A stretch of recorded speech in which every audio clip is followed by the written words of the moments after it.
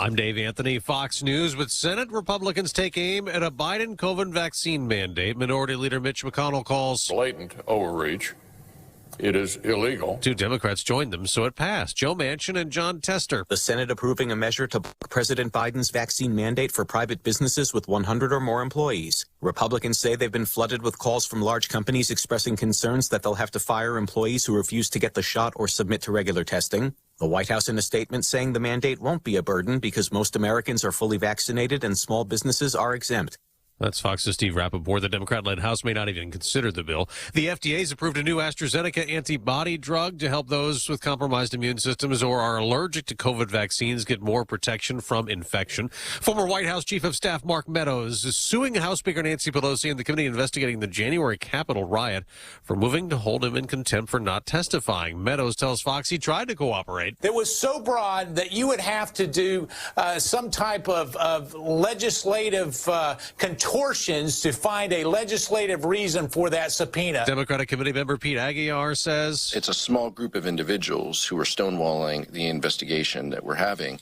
And for every one of them, there's dozens more who are talking to us. A jury in Chicago will deliberate a second day if actor Jussie Smollett's guilty of staging a hate crime attack in 2019. He claims it was not a hoax. In Minnesota, more testimony at Kim Potter's trial. The officer charged with manslaughter and a black man shooting in April during an altercation at a traffic stop. She pulled out her firearm, she pointed it at his chest, and she shot and killed Dante Wright. Prosecutor Aaron Eldridge in his opening statement, though, Potter attorney Pauline called it a mistake. She thought the gun in her hand was a taser while Wright fought with her. Mr. Wright can stop. All he has to do is stop, and he'd be with us. America's listening to Fox News.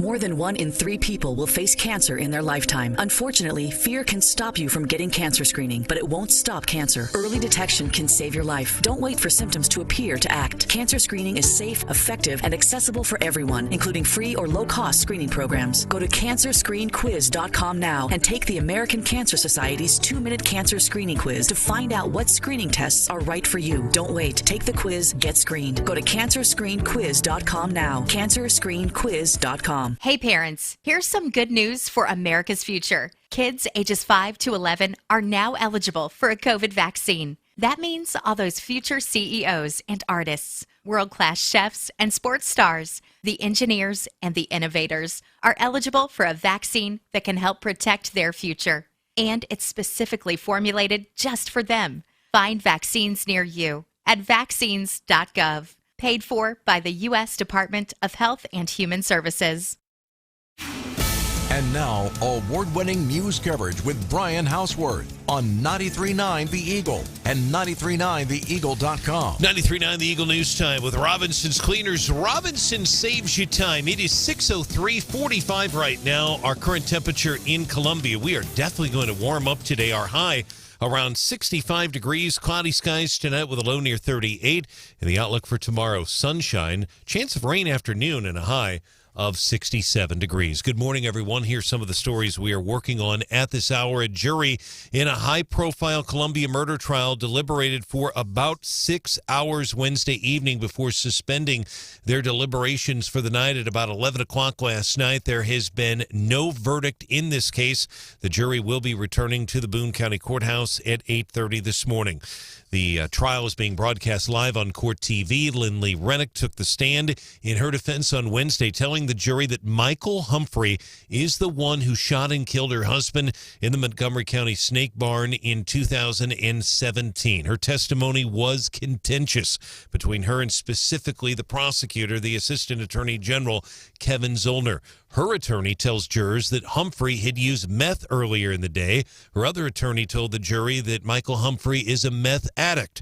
Lindley Rennick also testified that Montgomery County Sheriff's deputies tested her hands for gun residue on the day of the murder. That has not been reported before. That's brand new information.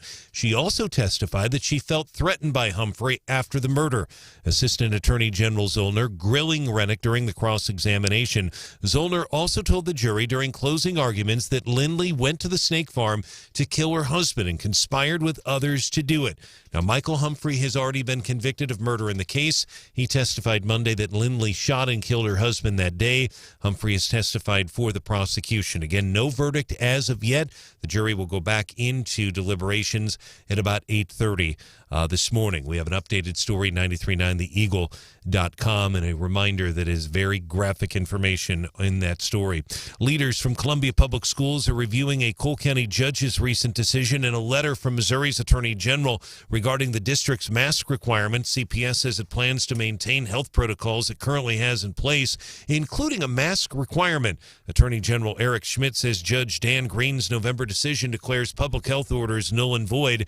Schmidt urging CPS and other districts to rescind the orders. The Attorney General also has established a centralized email address for parents to report districts they believe are violating the order. Tonight is your opportunity to testify about a plan to place a self-service storage facility at Grace Lane and Richland Road in Columbia. There are houses in that area. The Planning and Zoning Commission will hold a public hearing tonight at 7 o'clock. The plan is from a company called TS Storage. They want to develop the site with a self-service storage facility that would cater to larger vehicles, things like boats, recreational vehicles. City staff is recommending that P&Z deny the request. The staff says storage facilities are not an approved use for this planned development. Tonight's meeting is set for 7 o'clock. We'll have more on this for you coming up at the bottom of the hour. $23 million new terminal being built at COU will be the main topic of discussion today. The Airport Advisory Board will be briefed on that project. 1 o'clock, their meeting is at City Hall. In Boone County, residents will soon see and hear 5 new tornado sirens. Boone County Emergency Management Deputy Director Chris Kelly spoke on 93.9 The Eagles' Wake Up Columbia. Route N and Bluebird, Old 63 and D Woods, Highway WW and all of that, Bentwood and Brushy Way, Highway VV and Starla. Those should all be in service in the system by next week. Kelly again was on our program. He says they plan to move the tornado siren from Scott Boulevard in Sussex and West Columbia to nearby Louisville Park. He tells my colleague Branden Rathert that is because if the ground is wet when they service the current siren, the contractor's trucks sink into the ground, and they've been damaging yards in that area. That is West Columbia, not terribly far from Pershey Creek. The closest street on the other side would be Whitefish on the other side of that property. 93.9 The Eagle News is brought to you this hour by AirServe Heating and Air Conditioning, ensuring the air in which you live and breathe is comfortable and clean. For all your heating needs, log on to airserve.com. 93.9 The Eagle News Time, 6:07.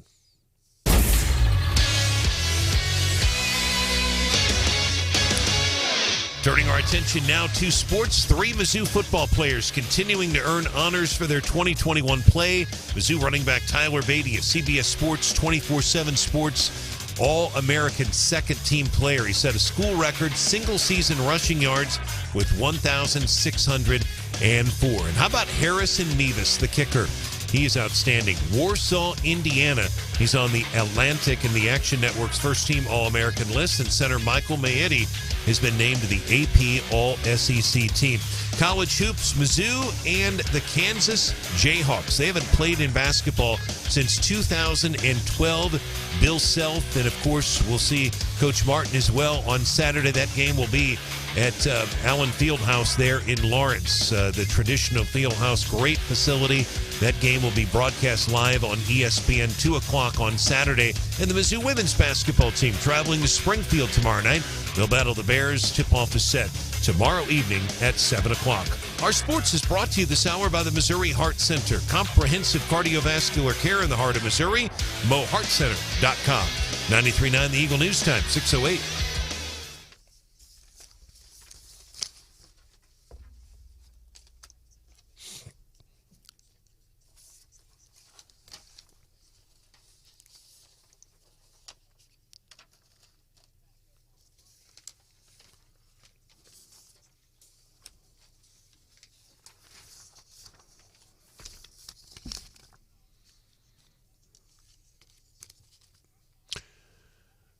All right, Kevin, thanks. We'll keep an eye on that. At this point, those storms are not expected to be severe, at least in mid-Missouri, perhaps southeast Missouri. We'll keep you posted on that because the tracking of that storm could change. Our weather is brought to you this hour by Club Car Wash. ClubCarWash.com. Find a location near you. 45 degrees. Eagle Eye Traffic. 609 traffic check. MidMoHires.com. Local companies looking for local people. Roads right now quiet in mid-Missouri. If you want to report a traffic issue, call or text us at 573-874-9390. More team coverage in less than 30 minutes. We have breaking news immediately. I'm Brian Hauswirth, 93.9 The Eagle.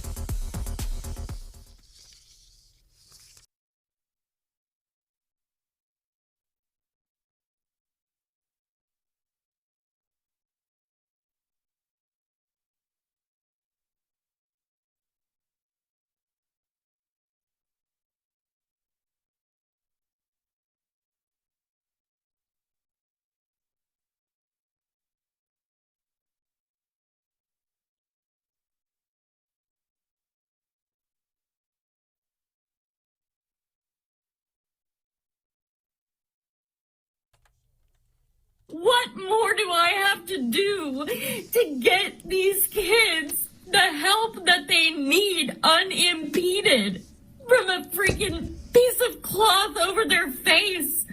I don't understand. I don't know what else to do except be loud and keep fighting this. I don't understand why. Man. That's a Columbia parent video she posted. It went Columbia viral, if you will, about a month ago. As a matter of fact, I was filling in on the Mike Ferguson show. He's here weekdays 4 to 6 on 93.9 The Eagle. I filled in that day, and we spoke with that parent. She was just frustrated with the Columbia. I mean, she's in tears. There's a lot happening with the Columbia Public School District, and she said in there, she says, I don't know what else to do except to continue to be loud. And apparently it is working. We've been talking about this for a long time. Listen, there's a lot of heat on the Columbia Public School District. And I've been saying, and I laugh because people say, you know, Branden, every time you say this is not a conservative talking point, it sounds like a conservative talking point. We've been laying into the Columbia Public School District, and rightfully so. And parents have been getting involved. The Attorney General, and this isn't a lawsuit, the Attorney General's office is opening an investigation into the Columbia Public School District. This comes after the State Attorney General's office has been receiving information from parents the district is just not following this court order to terminate COVID-19. And let me ask you this, Stephanie. You're the attorney with Hellinger & Associates, maybe not your field of expertise. But can Eric Schmidt, can he investigate, besides this thing with the mask mandate and all the crap that's happening with leadership? By the way, this stuff didn't happen when Dr. Pete Stiepelman was in charge of the Columbia Public School District. I don't know if it's because of or if it just happens to be coincidence. This stuff was not happening when Dr. Stiepelman was in charge. Can the Attorney General's office investigate officials with the Columbia Public School District for being poopy heads? Well, I think the reason why you would name call is because of the lack of transparency. And that's one of the primary areas of the Attorney General's office is the Sunshine Law. So open meetings, open records, those types of things. And we've already seen him go after other districts like Springfield and Moberly over Sunshine Law issues. So that's one area that's of prime concern for them. And one of the biggest things, the parents that we have been hearing, it's not just that the school district, it's not just the crap that they're pulling. They're just non-communicative with parents. We saw an attorney, by the way, who is president of the Columbia Public School Board, just stop a meeting to the astonishment of even her own board members. And you can go to the Columbia Public School District if they haven't pulled the video. You can go and look at that meeting from October the 11th. But that parent there, and this is what we talk about, get involved, do something. This parent, she put out this video. We posted a Sunshine request form on the Wake Up Columbia Facebook page. People started using that. They started hitting up the Attorney General's office. Y'all got involved. And because y'all got involved, the Attorney General is specifically looking into the Columbia Public School District. Basically, what he's done is he has filed a cease and desist request. I mean, that's basically what it is. He has also, it's beyond Columbia. He has established this centralized email address for parents to report districts that they believe are violating the order. Again, he says the ruling is null and void. Now, there are districts I know in the St. Louis area that they don't believe that he is correct in how he's interpreting the ruling. It's probably going to end up in an appeal of some kind. But yes, he wants parents to come forward to him. And also, the only other thing very important to point out, Columbia School Board meets Monday evening. We don't have an agenda as of yet because I've been checking. The last agenda was a meeting that was held a couple days ago. They talked about an equity statement, a few other things. But no, mask will come up Monday night. It has to because they have to vote on it every month. So it will come up in some form or another. Come up and hopefully come off. As a matter of fact, I'm going to chat with a parent here shortly, get his reaction to what the Attorney General's office is doing. I did send an email to the Columbia Public School District asking for a statement, and here's a statement I got from the Columbia Public School District. There has been announced that the Attorney General's office is investigating the Columbia Public School District. The statement I got from the Columbia Public School District: we are in receipt of the letter sent to several school districts across the state yesterday. We are reviewing both letters sent this week by the Attorney General. Here's what Eric Schmidt is saying specifically about Columbia Public Schools. He says, parents are tired of this. He says, and I'm a father of 3, by the way. I know how critical it is to ensure that children get a quality education.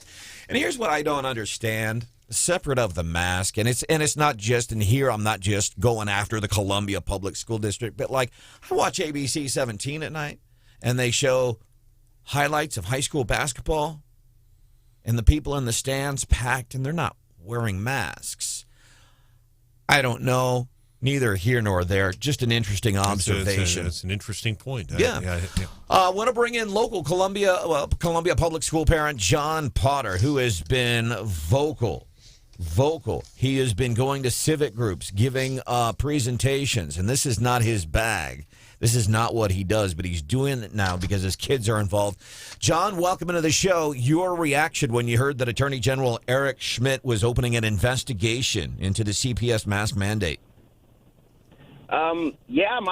My reaction is it's about time. I think with the judge's ruling a couple weeks ago, it clearly said that CPS is bypassing the 3 branches of government by enforcing their mandate rules through the legislation that they wrote. So how does that make you feel as a parent? Because you guys, man, for a long time, you have a Facebook group. You've been giving presentations to civic groups. We've posted sunshine request forms on the Wake Up Columbia Facebook page. Apparently, people using them.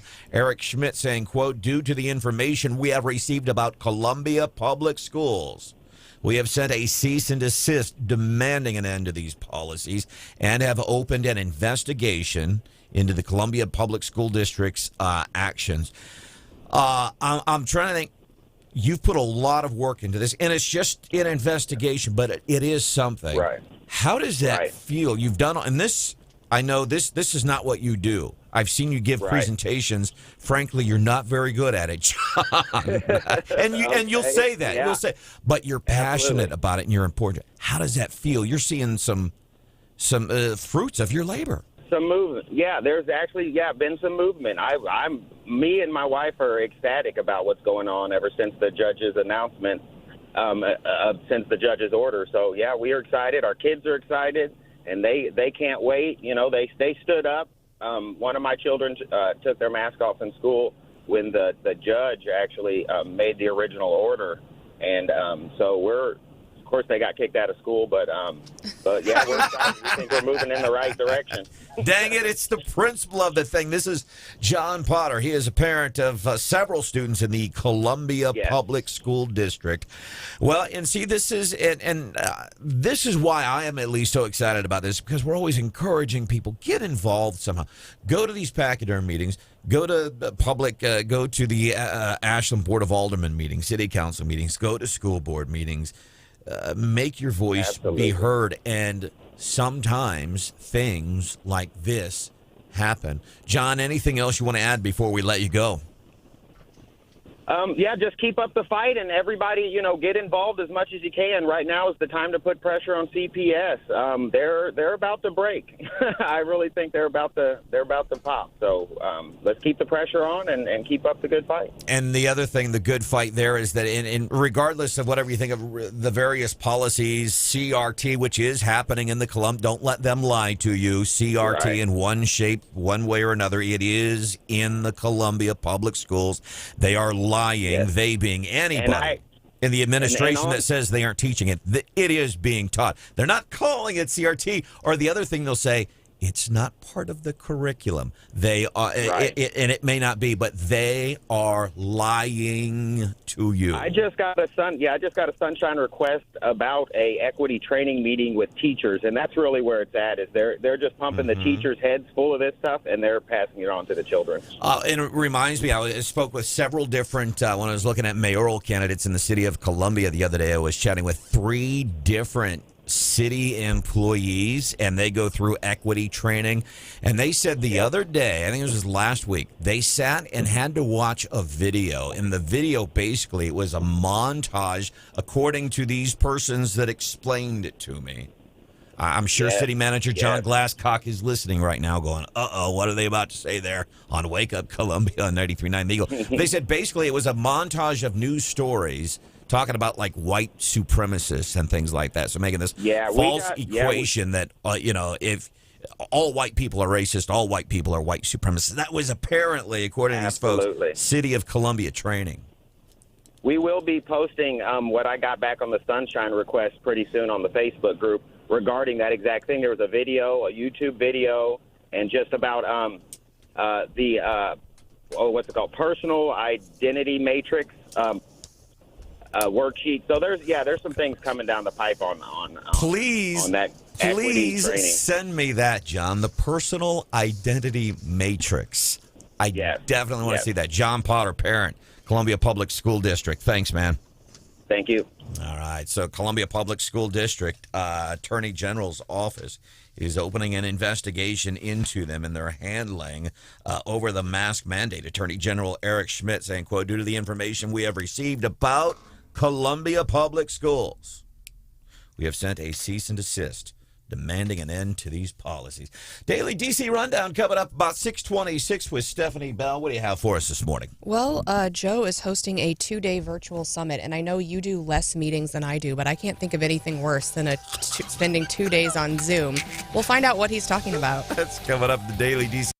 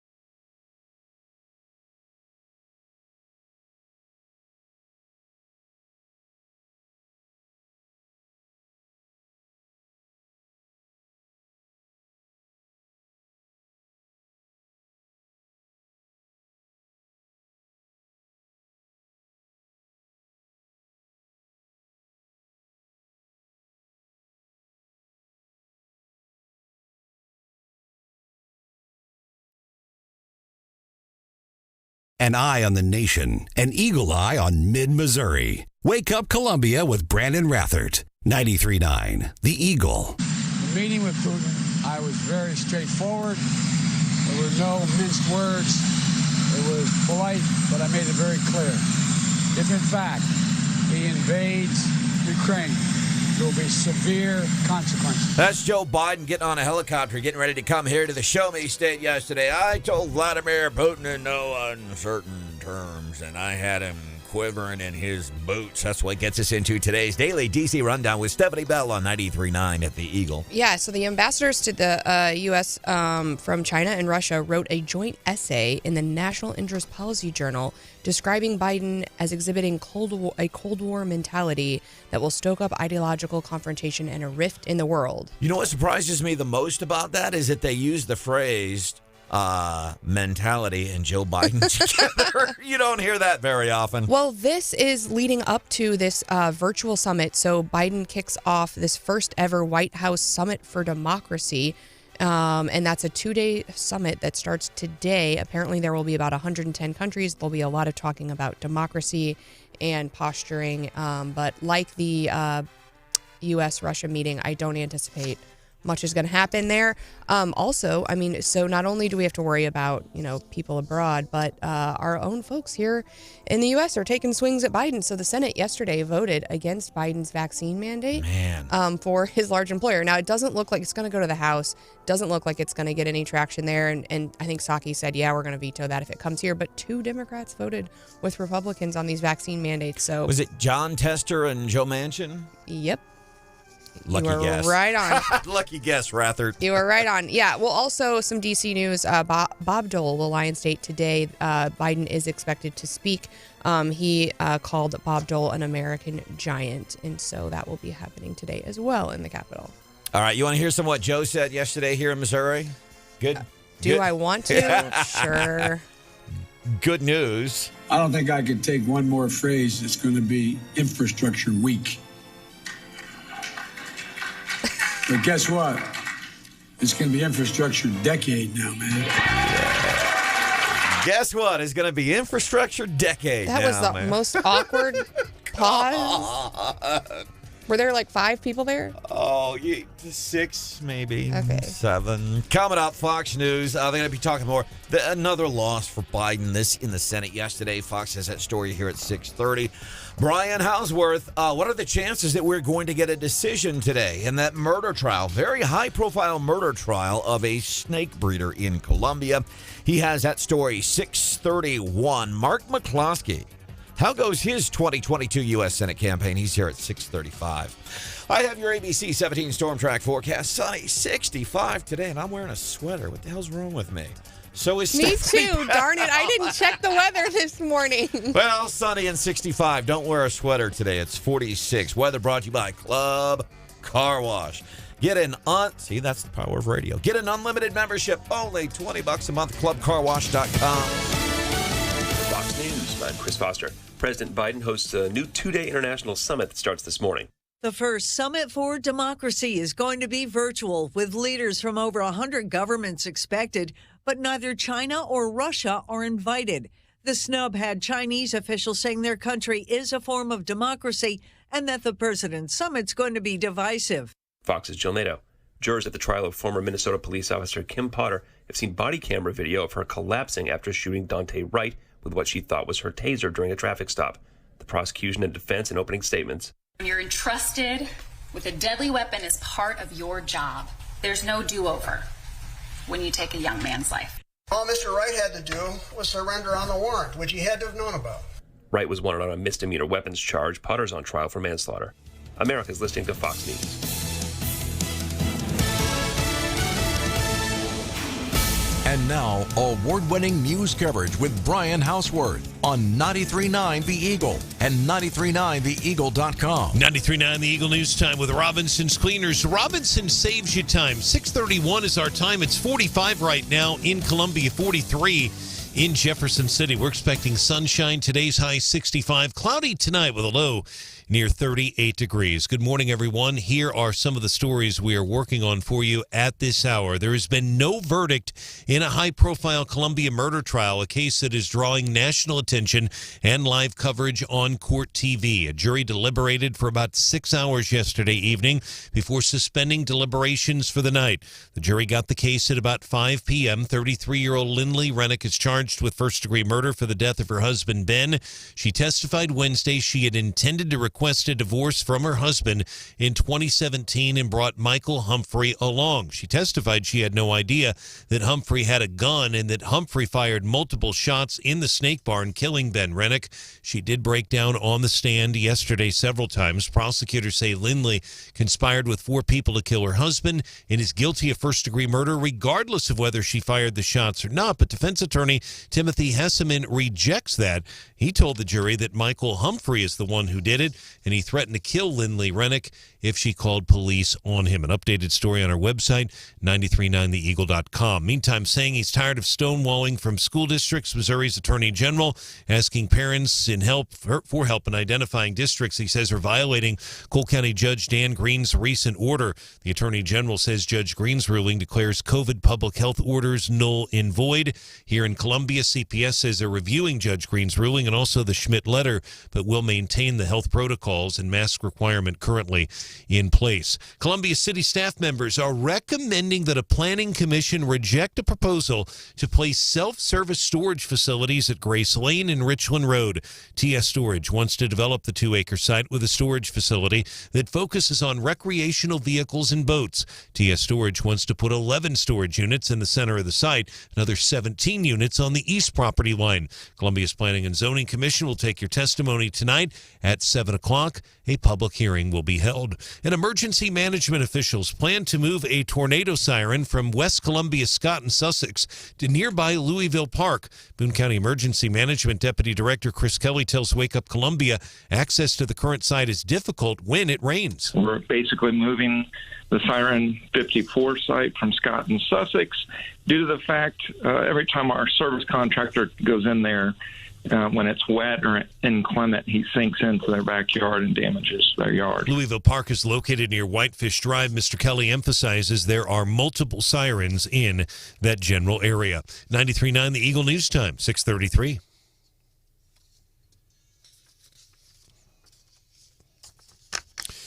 Turning our attention now to sports, 6:34 here on 93.9 The Eagle and 93.9theeagle.com. Let's start with hockey this hour. The Blues hosting the Detroit Red Wings tonight at the Enterprise Center. That used to be one of the best rivalries in the National Hockey League between the old arena, the Checker Dome, or else Joe Louis Arena.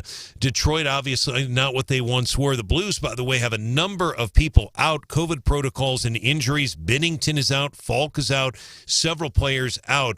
Husso, their backup goaltender, is also injured. That game will start tonight. Puck will drop at 7 o'clock. 3 Mizzou football players continue to earn honors for their 2021 play. The lead player, Mizzou running back Tyler Beatty, a CBS Sports 24/7 Sports second-team All-American. He sets a single-season rushing yard record for Mizzou, 1,604 yards. He broke that record this year, a record previously held by Devin West, who is from Moberly. 93.9 The Eagle Sports is brought to you this hour by Wendy Sprouse Agency. Reach out to Wendy Sprouse. She is the Medicare nerd, WendySprouseAgency.com. 93.9 The Eagle News Time, 6:35. Eagle Eye Traffic. And our traffic check is brought to you by MidmoHires.com. Local companies looking for local people. MidmoHires.com. Roads right now here in mid-Missouri are quiet. If you do have a wreck that you need to tell us about or an accident, anything else, certainly give us a call or a text. We'll have another update for you coming up. It's 7:03. Breaking news immediately. I'm Brian Hauswirth, 93.9 The Eagle.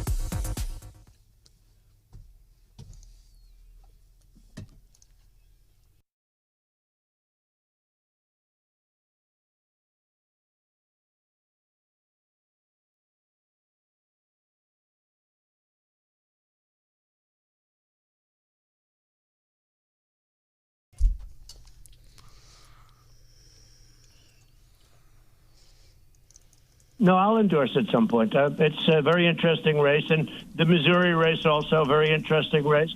And Pennsylvania is going to be very interesting. A couple of people are getting in there now that are excellent. So we have some good endorsements coming. Please don't endorse. Oh! I hate to do that. I hate to play audio from other talk show hosts because, competition and all. I like to think that, we're all it here on Wake Up Columbia 93.9 The Eagle, but that's Hugh Hewitt. Talking to Donald Trump, they're talking about the Missouri race. And Pennsylvania is going to be very interesting. A couple of people are getting in there now that are excellent. So we have some good endorsements coming. Please don't endorse. Oh! He's talking about the Missouri Senate race. Hugh Hewitt says, please don't endorse. Oh! Who was it?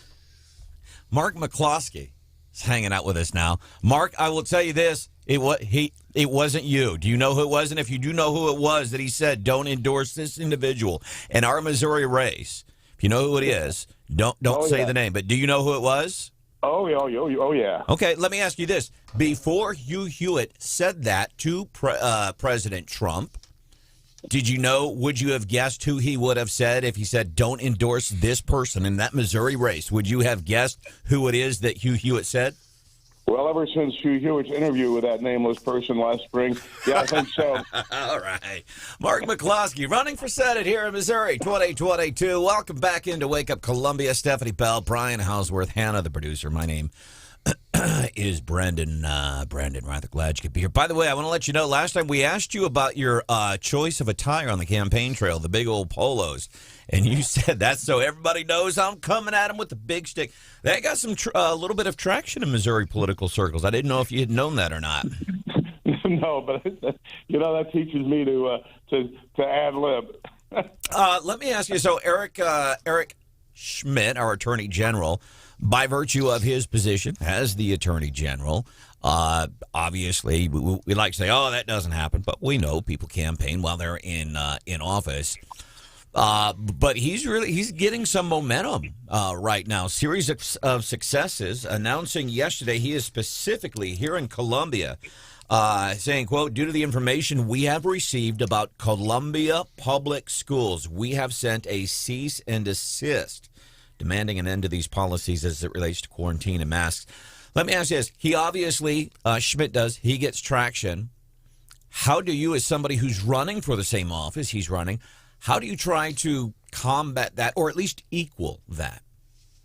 Well, he's got the tremendous power of being in office and having exposure constantly on these issues. But I can tell you, I'm actually at the St. Louis County Council meeting on Tuesdays in the battle. And I can tell you this, I get calls, I've got a half a dozen calls yesterday in my office from parents of people whose kids are still being subjected to the mask mandates and saying, well, since the courts have ruled in our favor and the legislature has ruled in our favor, how come the schools are still making my kids wear a mask? I had a call from one client yesterday whose unmasked child is required to be in a room by himself, segregated as an individual, ostracized from his classmates because he's not wearing his mask. And so, Big Eric, as I call him, can grab the headlines, but actually in the trenches, this battle's still being fought by people on the ground, people that don't necessarily show up on the morning talk shows and television. So you say you call him Big Eric. What do you call the other Eric? Eddie Haskell. Oh, God. Let's see, Mark McCloskey. He's running for Senate 2022. He's hanging out with us this morning on Wake Up Columbia on 93.9 The Eagle. Mr. McCloskey, we appreciate you joining us live here on the program. I want to get your reaction to a comment. Actually, it was a tweet by a candidate who's running for the Missouri House. Her name is Jess Piper, and she's running for a House seat in Northwest Missouri. She has a large Twitter following, but she tweeted last night about the Republican primary, and so people that don't follow her know she's a well-known Democrat. But this is what she said in her tweet, quote, Missouri Republicans voting for a senator in the August primary will choose between a man who sexually assaulted a woman tied to exercise equipment, comma, a man who waved a gun at peaceful protesters, comma, or a man who is actively trying to infect children with COVID, end of quote. Two-part question, Mr. McCloskey. A, your reaction to her tweet, and B, she is saying you waved a gun at peaceful protesters last summer. Your response to both questions, sir. Well, in response to the first question is that's the standard line of the left. If you can't argue politics, if you can't argue policy, if you can't actually promote a policy that would put America first and benefit the citizens of not just the state of Missouri, but the United States of America, what you do is you do character assassination. Part two, when they broke down my gate, when an angry mob tore down a 132-year-old iron fence, stormed in, threatened my life, threatened my wife, I'm going to rape your wife, I'm going to kill your dog, I'm going to burn your house, you got a business, your business is gone. When you've got 300 to 500 people standing in front of you screaming death threats, arson, and rape, it's not that peaceful.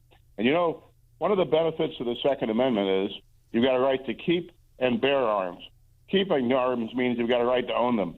Bearing arms means you've got a right to have them in your hands when they're necessary to defend yourself. And the proof of the usefulness of the Second Amendment is we didn't have to put off a shot. Nobody got hurt except our 132-year-old gate and maybe our mental, psyche at the time.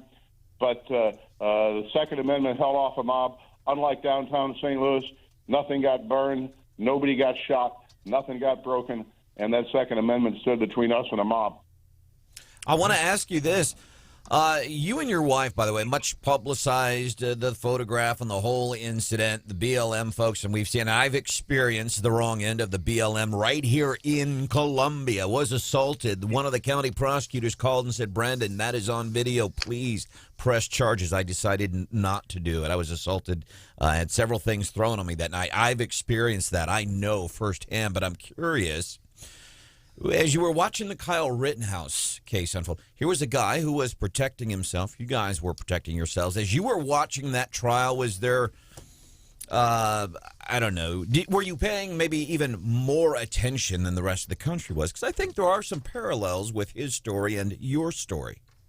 I got to tell you, the one thing that struck me the most about Kyle Rittenhouse is the composure of a then 17-year-old young man.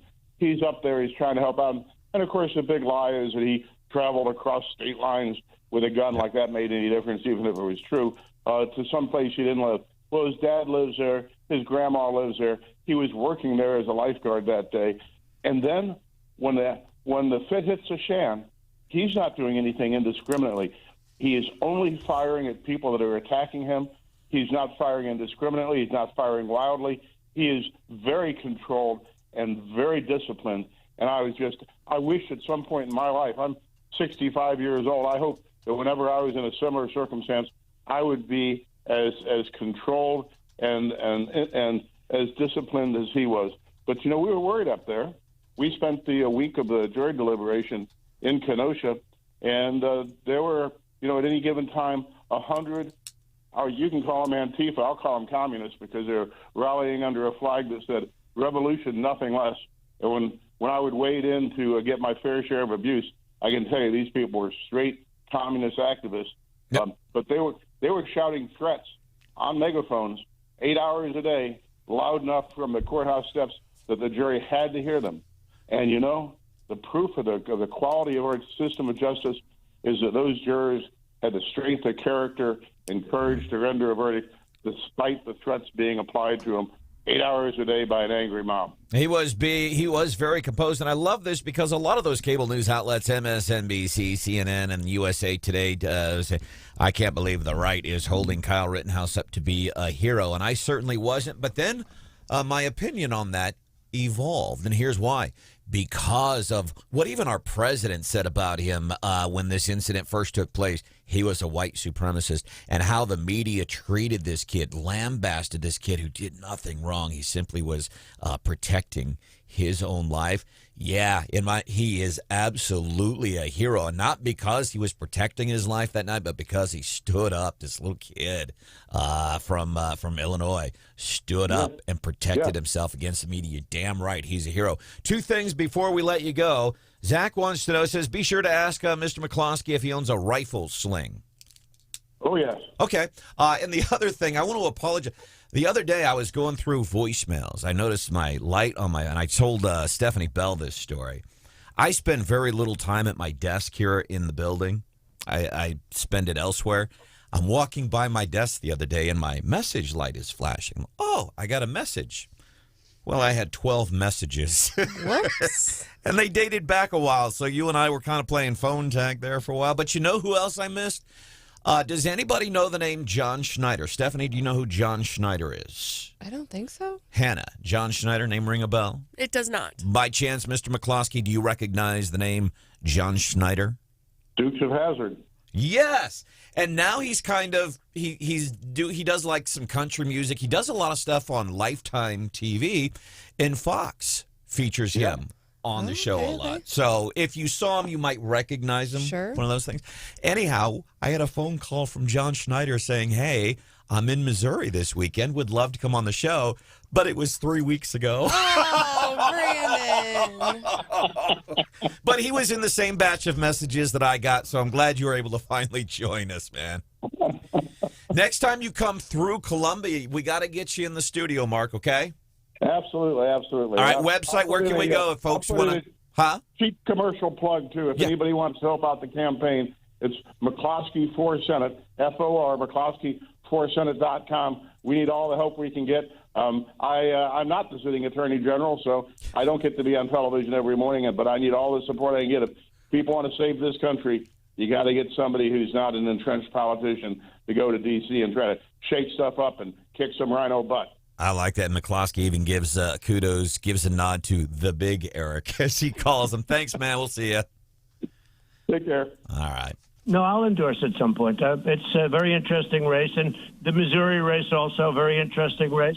And Pennsylvania is going to be very interesting. A couple of people are getting in there now that are excellent. So we have some good endorsements coming. Please don't endorse it. Oh. Who did Hugh Hewitt say? He's talking about the Missouri race. Please don't endorse. Who did he say? That's coming up. 6:53 plus we have your moment of the day. Dumb people in the news doing dumb things. Here on 93.9 The Eagle. It's Wake Up Columbia. Good morning. Just a good old boy.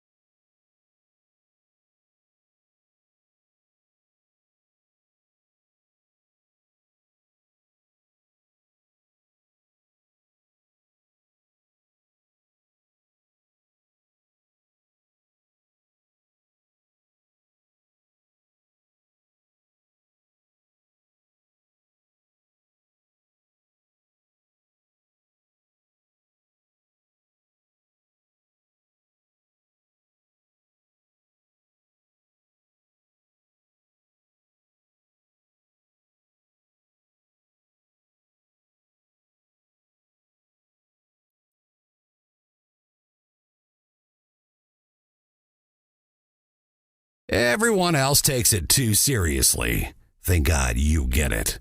This is Wake Up Columbia with Branden Rathert, 93.9 The Eagle. Millions and millions of people, they're emptying their jails into our country from other countries. Our country has never been so disrespected as it is right now. Trump is right there. It's something we talk about all the time. It's embarrassing. We get nervous whenever Joe Biden. Listen, the office of the President of the United States of America deserves an inherent amount of respect. The office of the President of the United States of America deserves an inherent amount of respect. The office does. You want the president to do well. You want your country to do well. It's nerve-wracking whenever Joe goes and talks to people like Vladimir Putin anytime he has to go on a worldwide stage. It's nerve-wracking when it comes here to Missouri like he did yesterday to push the Build Back Better thing. Donald Trump is absolutely right. We've never been so disrespected, really, in our recent history. We made France mad. I mean, if we can make France mad, I mean, we can really make some scary people mad. And no, I mean, it's sad, and we laugh, but then you think about the disaster and the devastation of, the role he played in Afghanistan and things like that, and how everyone was watching us, and we have failed and failed and failed again in such a short amount of time. Trump making those comments on the Hugh Hewitt. I hate talking about other radio shows unless it's Gary Nolan or Mike Ferguson. But anyway, you shouldn't be afraid. I know. Take that competition straight on. Right on, brother. Sister. A couple of texts from Blaine and Paula. Branden. John Schneider? You could have had John Schneider on? Yes, 3 weeks ago, John Schneider apparently called and said, "Hey, I'm in Missouri. Shame on you. Can I come on your guys' show?" But I don't. Shame. It's his fault for leaving a voicemail. I recently got in a fight with a coworker about whether or not it's rude to leave a voicemail when you have like a text and an email. And so I'm completely anti-voicemail. I'm with you. Exactly. Who leaves voicemails anymore? It's rude. Yeah, I mean, if I call somebody and they don't answer, I'm probably going to text them and say why I called. Exactly. Yeah. And save everyone some time. Okay, Hugh Hewitt. Talking about the Missouri Senate race with Hugh Hewitt. Donald Trump, Hugh Hewitt. Please don't endorse Eric Greitens. That's a nightmare, Mr. President. We'll lose that seat. But that's Hugh Hewitt's opinion, not yours. Well, that's an interesting opinion. That's true. Trump's pretty tactful there. That's good for him. Well, Hugh, that's an interesting opinion, which tells me, guess who Trump is probably going to endorse? He's right now leading by quite a bit. I know, but he's... So, interestingly enough, and maybe we'll get into this later this morning, maybe 8:10, but he says Greitens is leading by a lot. Couple of interesting things on that we'll get into coming up at 8:10 this morning here on 93.9 The Eagle. It's time for the Doment of the Day with Branden Rathert on 93.9 The Eagle. By the way, a listener has made a nomination for our Doment of the Day. Do you want to mention Fox News is coming up? Another loss for Joe Biden in the Senate yesterday. 2 Dems voting against something he would be in favor of. Paula has a nominee for our Doment of the Day. That's Branden. She says me for not getting John Schneider on the show. Sorry.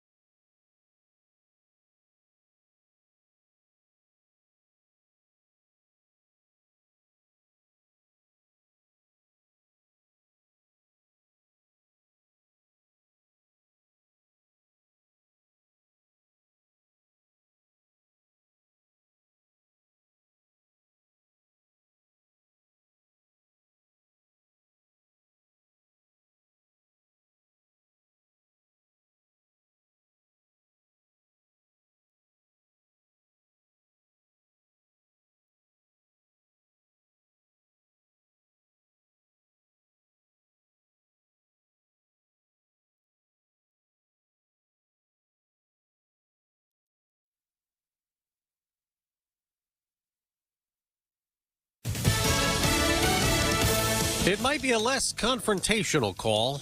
I'm Dave Anthony, Fox News. 2 days after the video call with Russian leader Vladimir Putin, when President Biden warned of severe economic consequences if Russia invades Ukraine, the president will get on the phone with Ukraine's president. But first, President Biden's getting ready to host a big virtual gathering. Fox's Simon Owen has details live. Dave, the White House is calling it the Summit for Democracy. More than 100 world leaders have been invited.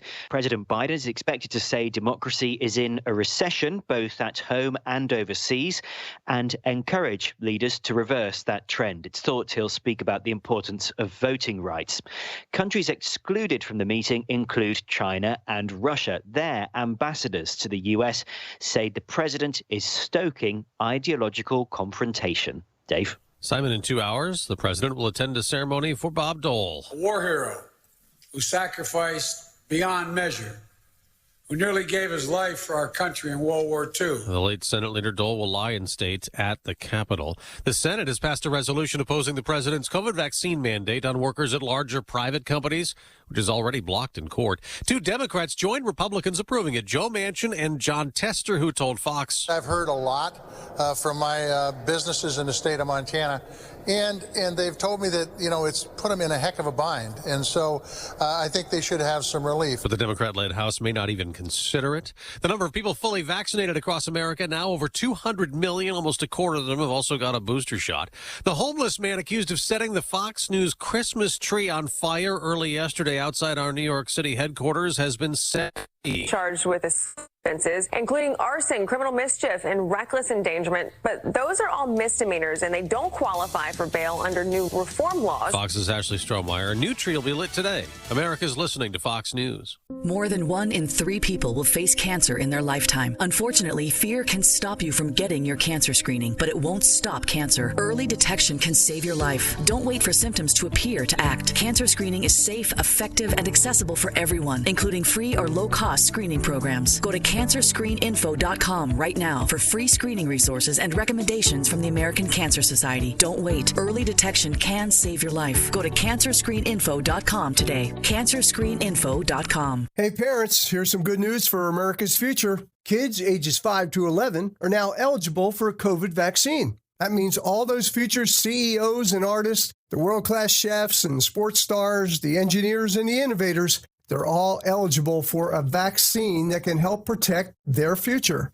And it's specifically formulated just for them. Find vaccines near you at vaccines.gov. Paid for by the U.S. Department of Health and Human Services.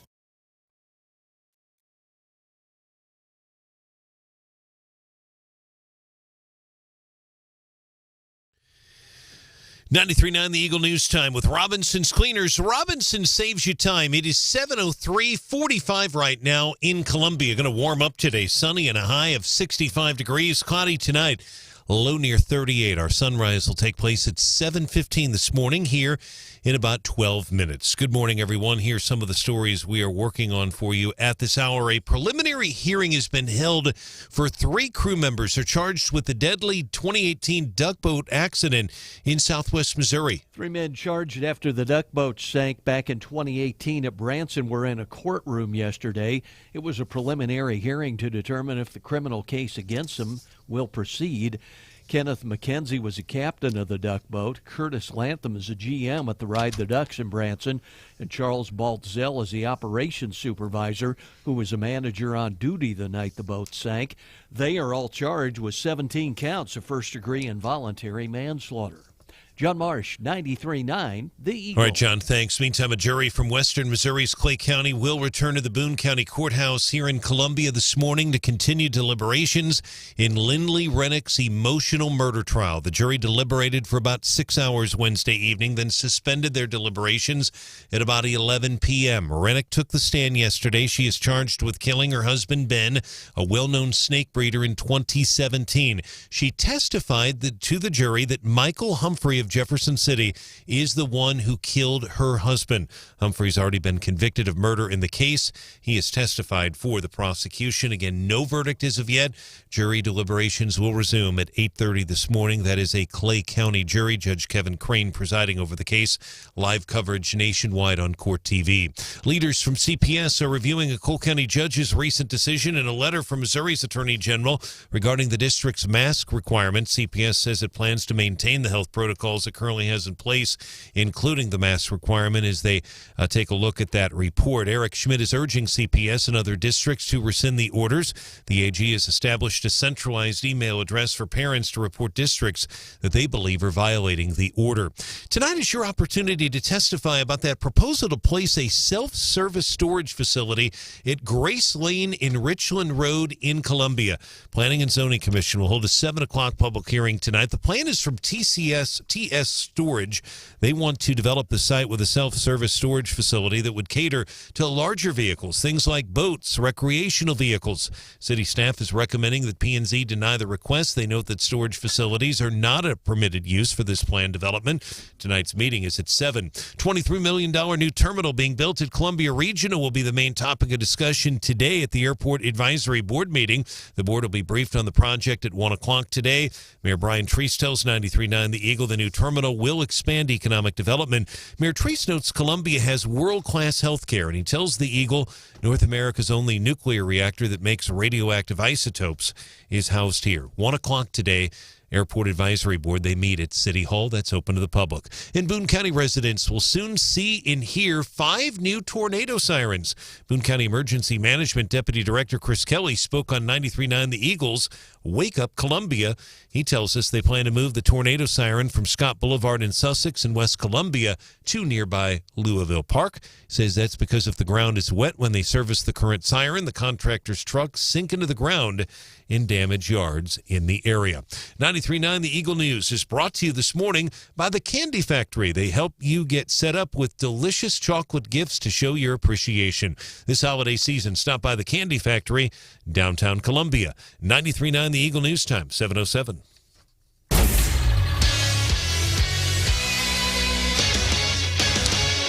In hockey, good game tonight. We expect in St. Louis. The Blues and the Detroit Red Wings will drop the puck tonight, 7 o'clock, Enterprise Center. The Blues have a number of players out. COVID protocols, a number of other players are injured. Binnington is out. Husso, the backup goaltender, is also out tonight for the Blues. They have several other players who are out. Falk is injured, so they're shorthanded tonight. 7 o'clock, the puck will drop at Enterprise Center in St. Louis. And the Mizzou women's basketball team traveling to Springfield tomorrow night. They'll battle the Bears. Tip-off is set for 7 p.m. And Bill Self, we'll see him. We haven't seen him since 2012. Bill Self. Whoa. Bill Self, yes. 2012 Hy-Vee border showdown, if you will. Branden Rathert, and that game will take place Saturday on ESPN in Lawrence, Kansas. 93.9 The Eagle Sports is brought to you this hour by Betts Jewelers in downtown Columbia. Our news time, 7:08.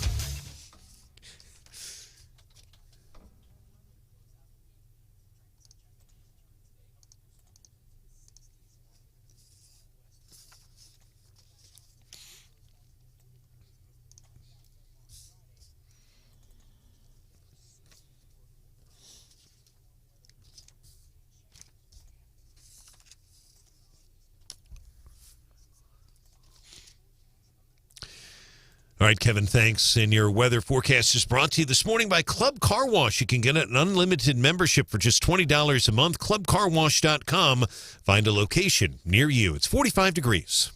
Eagle Eye Traffic. 7:08 here on 93.9 The Eagle, 93.9theeagle.com. And our traffic check is presented by MidmoHires.com. Local companies looking for local people. Roads right now pretty quiet. Again, the days and the daylight, really, if you will, is getting shorter every day. Sunrise 7:15 here. It will set at 4:47. And these shorter days will continue here for about another week and a half. So be prepared for that. We'll have more team coverage in less than 30 minutes. Breaking news immediately. I'm Brian Hauswirth, 93.9 The Eagle.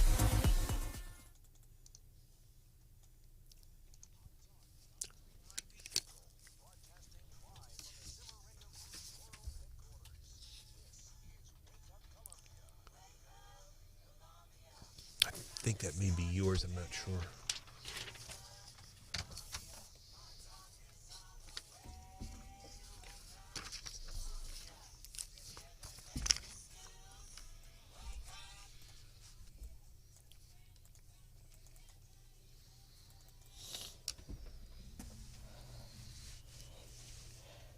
For those like me who had the honor of calling him a friend, Bob Dole was an American giant, a man of extraordinary courage, both physical and moral courage, a war hero who sacrificed beyond measure, who nearly gave his life for our country in World War II. Joe Biden talking about Bob Dole, who died this week, dying at the age of 98 years old. And it was interesting because as we talk about Bob Dole, a lot of folks remembering his political career, and he was in politics for a long, long time in that state, just to the left of us on the map.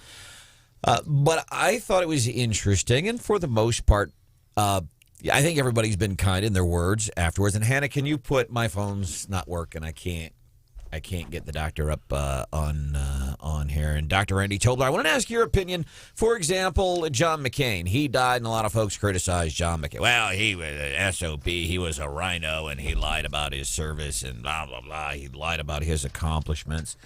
I'm wondering your thoughts on whenever we talk about somebody in passing. How honest do you be about somebody? Does that make sense? Yeah, no, I get it. I mean, I think we're in such a gotcha age, Brandon, and, being involved in media from the talk radio side as you are and an observer of our culture, maybe you feel like I do, maybe you don't, but I'm just tired of the gotcha mentality, because if people want to gotcha after Randy, I'm sure they'll find some things that I've goofed and, boy, gosh, I wish I'd have made a different call on that business move or even a medical move. Everyone makes mistakes. And I like to think when that happens in the building I'm responsible for and the human resource department I'm responsible for, we have a culture where it's like we look for every excuse we can to look at systems and structures that go bad rather than people. Because I don't believe people get up in the morning to try to make mistakes. And, if someone is a willful, repeated deceiver, if someone willfully, repeatedly, is a disaster area legally, I think, that's fine. But I like to look at a body of a guy's work or a gal's work and look at their contribution in general to their family, their community, their society. And so, boy, I tell you, guys like John McCain, as much as I disagreed with some of his, center and sometimes center-left votes, Bob Dole was an aisle crosser, in some ways. But, boy, anytime you've spent time, George H.W. Bush, no new taxes. Well, but my God, boy, there but by the grace of God go I to the horror that they put up with going through war and the torment and the torture and the almost died Bob Dole on the battlefield. Man, I give these guys, they get a lot of extra credit for that, and that's where I stand. I mean, anyone that fought for their country like these guys did, they got a few trump cards to buy back when they've made a mistake here or there politically. Interesting point too on because talk radio is, I don't think by nature. I think it got that way in the 90s and even today, and I think sometimes, and forgive me, but I know my bosses, they get mad when I say this, but I always feel like I got to be honest. And they're going to cringe right now, probably turning up the radio, going, oh, my God, what is he going to say here? Am I going to be – somebody's going to be waiting at the studio door at 9 o'clock right as Gary Nolan's coming in, Dr. Tobler. It's like me when I'm at church and my kid is about to say something and I'm just holding my breath like, please, no. That is one of this looking for negative stuff, whether it's in somebody's death, but that is so much of what, in my opinion, a lot of what talk radio is. And we strive to do something different here. And if I'm just looking at ratings, why, by George, we've been a little successful at it here in Columbia. And I'm not saying that to brag. I'm saying that you are a little bit. I am a little bit, actually. Thank you, Stephanie. Thanks for making it okay to brag. But so much what talk radio is like that. We got to find the negative. I used to joke all the time. We ain't happy unless we got something to be unhappy about. Yeah. You know? No, you're right. I mean, I think that people know when you're contrived or when you're just preaching to the choir, even you may not agree with it.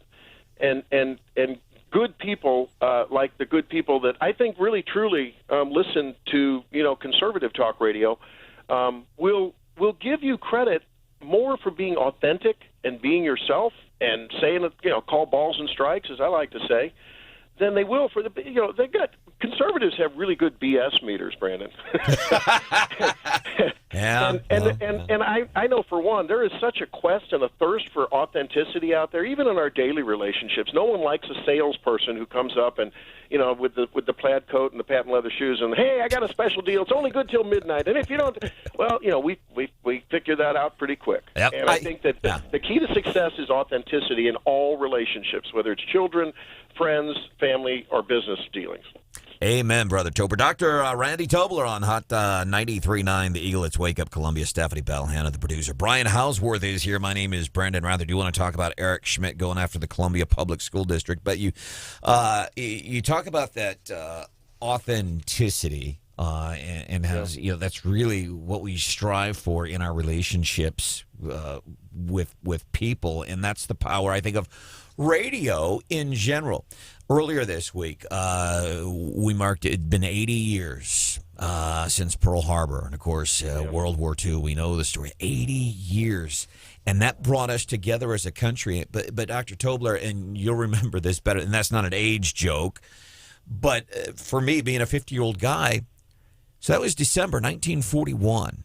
And it brought the nation together. But you know how it brought the nation together? You know how everybody found out about Pearl Harbor? You know how everybody had found out that Americans had been attacked? They found out by the radio. They were gathered around radios in their homes, in American homes. They found out by radio. It wasn't TV. There were, and I don't know exact numbers. You can GTS it if you want. I don't think there was maybe 1,000 TV sets in existence in 1941. I could be wrong. People didn't find out about Pearl Harbor on TV. They heard it from local radio, live local radio, like Zimmer Radio Group. It's the power of radio, Doctor. Yeah, well, back in the day, I mean, TVs were as rare as Teslas were 20 years ago, right? And now they're everywhere. And so the radio, look, the fireside chat, of course, is an iconic image we all have, right? Well, now I think we use the radio. I have Bluetooth speakers everywhere where I might be either doing chores or my little man cave or even in the bathroom so I can listen to, Wake Up Columbia in the morning while I'm showering, And radio you know what it is? Radio is like a book in that it demands you to create word pictures to go along with what you're hearing, and it brings up images that it's brain candy, but it's also brain exercise. And I think I'm addicted to radio myself. I have to admit it. I mean, I think there's a magic that regardless of what digital platform comes along or anything else, radio will always be there because the spoken word is a powerful, powerful thing. The authenticity in that. Just listen to Joe Biden. Gosh. I was hoping yesterday when he was here in Missouri, Doctor, I was hoping, it would be fun, and I hate picking on the guy because my dad despises Joe Biden's policies, but my dad sometimes when he comes here and hangs out on the show, he's like, Branden, you're really picking on us old dudes. You got to relax a little bit. He's got seriously something wrong. But I thought, how cool would that have been if Joe Biden, while we were here in Missouri, I wonder if somebody took him in that presidential limo and came down I-70 from Kansas City, 120, 130 miles to the east, came to Columbia, got off on Range Line, and went through that traffic circle. And just keep taking Joe through the traffic circle. Forgive me, God. That might be mean. That's the basis of a nice spot documentary, Joe's Most Wonderful Day. Is that not a visual? Joe Biden in the back of his going around the double traffic circle at Range Line in 70 on and all day and not knowing. You're right, though. I mean, at the same time, we denigrate the guy because, he asked for it. When you're in politics, you throw yourself out there. You do feel sorry for the guy. I mean, he may be so unaware that he doesn't know just how gaff-tastic he is. I don't know. It's a sad thing to watch a guy that agree with him or Yeah. not, he's been a senator. Yeah. He's tried to serve his country, whatever. But boy, is he failing bad. And that's the thing. If my dad, give you an idea about my dad, Dr. Tobler. My dad, he's 72. He's retired, and he stands around watching Fox TV all day, smoking cigarettes. Damn Obama! See, it's Obama's fault. He despises Joe Biden. All right, that gives you an idea of my dad. But he's like, Branden, you got to ease up on the guy. Come on, man. He's seriously ill. And one more point before we let you go, Doctor. It's interesting as we were talking about authenticity and talk radio. Chuck, who's a truck driver, God bless you, Chuck, says authenticity is exactly that mass appeal that Donald Trump had. Yeah. He's correct. Blaine also checking in via text. That's hilarious. Yes. He says what a lot of us are thinking, and he's not afraid to say it. Absolutely. Dr. Randy Tobler, we will look forward to seeing you again real soon. Always a pleasure hanging out with you, man. I appreciate your authenticity, by the way. Well, thank you. And I love listening to this show. You guys are awesome. Got a good groove. All right. Thank you. Take it easy. I'm See you aware. next time. It's not me. It's people like Stephanie Bell over here. Thanks. It's people like Hannah, the producer, over there. Yeah. It's people like Brian Hauswirth. Y'all make it happen, man. I appreciate y'all. I mean that. How come everybody gets weird? Whenever I start to compliment you guys, by the way, y'all get weird. Because you're making it weird. Yes, I agree. Okay. No, I like how Dr. Tobler said that that conservatives have a good BS meter. And I was thinking, do you think that's because we've had to put up with so much BS in the last year? Because we've had to, they say the more you use a skill, the better you get at it. And there's just been so much since February of 2020. And have you thought about that? I was telling someone about February 2020 yesterday in a conversation. I mean, we're about to hit 2 years of this. 2 years. What are we, 2 months away? I can't even believe it's been that much of this BS. By the way, and I'm thinking of math right now because yours is way off, Stephanie. Right? Why? Because it's 2 years, not 1 year. No, I said 2 years. I mean, it's 1 year, not 2 years. No, we're about to be 2022. Oh, this madness, right. I thought you were talking about the Joe Biden madness. You're talking about the coronavirus madness. I'm talking about the coronavirus madness, about, parents and masking and all of this stuff that we thought, remember 14 days? Yes. You remember that, right? Yeah. 14 days to slow do. the spread. And I was like, oh, that'll be fine. We can do it for 14 days. We're about at 2 full years. Yeah. I'm not sure Branden is following quite as well as he usually would.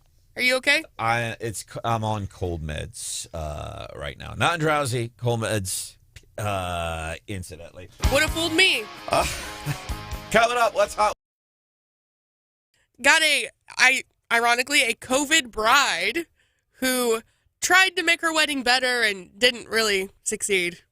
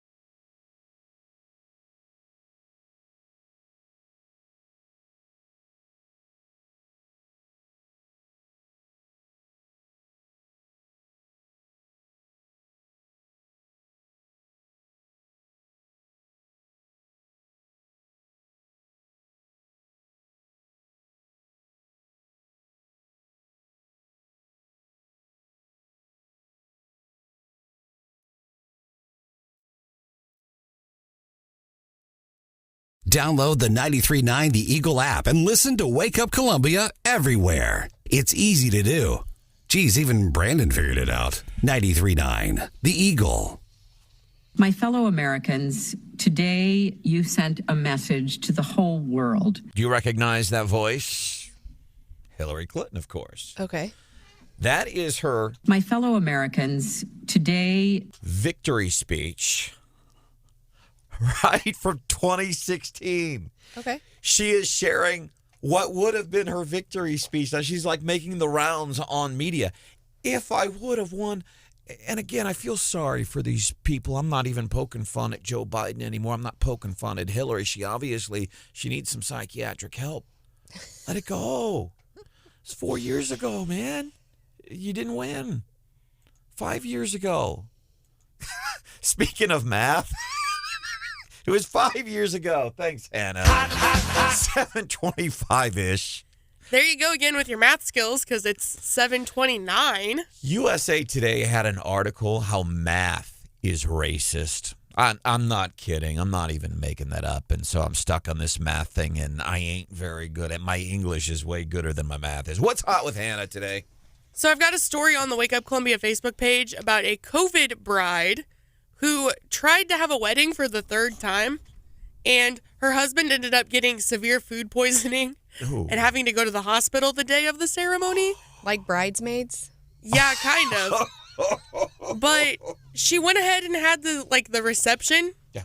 And so she just walked around all night with like a picture of her husband taped to like a mannequin's body. Wow. That's sad.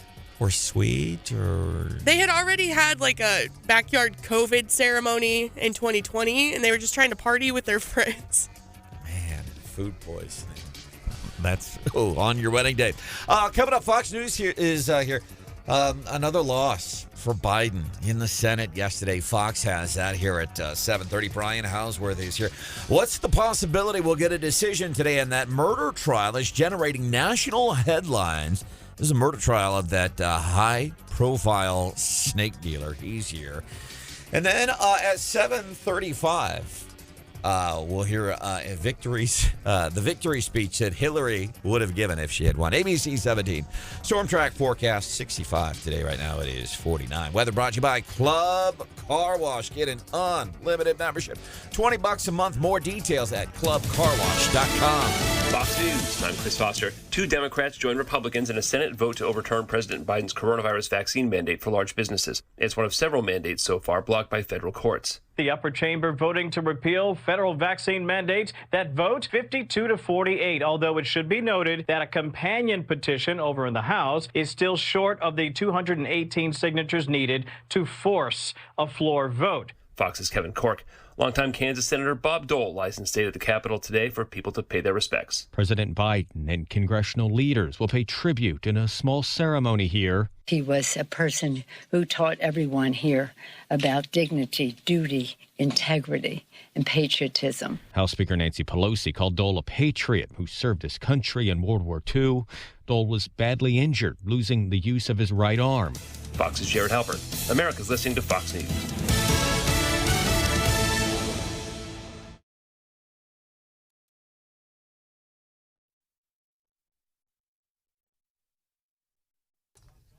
.939 The Eagle News Time with Robinson's Cleaners. Robinson saves you time. It is going to be a much warmer day than what we've been experiencing here in mid-Missouri. We're at 45 right now in Columbia, 43 degrees in Jefferson City, on our way to a high of around 65 degrees. Good morning, everyone. Here's some of the stories we are working on for you at this hour. No verdict yet in a high-profile Columbia murder case, a case that is being broadcast live nationwide on Court TV. A jury deliberated for about 6 hours yesterday evening. They suspended their deliberations for the night. The jury got the case at about 5 o'clock in the evening. 33-year-old Lindley Rennick is charged with first-degree murder for the death of her husband, Ben. She testified Wednesday she had intended to request a divorce from her husband in 2017, brought a man named Michael Humphrey along. She testified she had no idea Humphrey had a gun and that Humphrey fired multiple shots in the snake barn, killing Ben Rennick. Prosecutors say Lindley conspired conspired with 4 people to kill her husband and is guilty of first-degree murder, regardless of whether she fired the shots or not. Defense attorney Timothy Hesseman disagrees with that. He tells the jury that Humphrey actually threatened to kill Lindley Rennick if she called police. Hesseman also questions the issue about the money, saying that with Ben Rennick killed, they lost out on a $1.5 million sale to an NHL hockey player. A much more detailed story on this on our website, 939theeagle.com. Meantime, saying that he's tired of stonewalling from school districts, Missouri's Attorney General asking parents for help in identifying school districts he says are violating a judge's recent order. Attorney General Schmidt says Cole County Judge Green's ruling declares COVID public health orders null and void. Columbia City staff members recommending a planning commission reject a plan to place storage facilities at Grace Lane in Richland Road. TS Storage wants to develop the 2-acre site with a storage facility that focuses on recreational vehicles and boats. TS Storage wants to put 11 storage units in the center of the site and another 17 units on the east property line. Columbia's Planning and Zoning Commission will take your testimony on the plan tonight at 7. A public hearing will be held.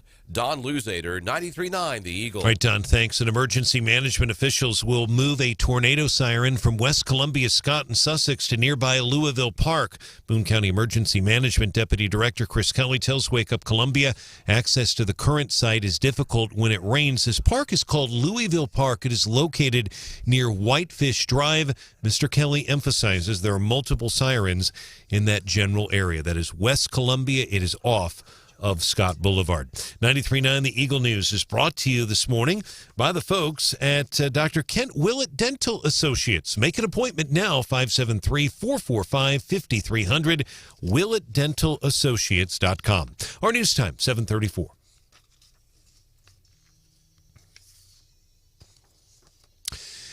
In sports, we'll start this hour with Mizzou women's basketball. They'll travel to Springfield tomorrow night, battle the Bears. Tip-off is set for 7 o'clock. Again, that is tomorrow night. 3 Mizzou football players continuing to earn honors for their 2021 play.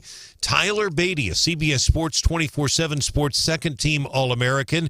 He sets a single-season rushing yard record, a school record, 1,604 yards. He is a Doak Walker Award finalist as well. Harrison Mevis on the Atlantic and Action Network's first-team All-America list.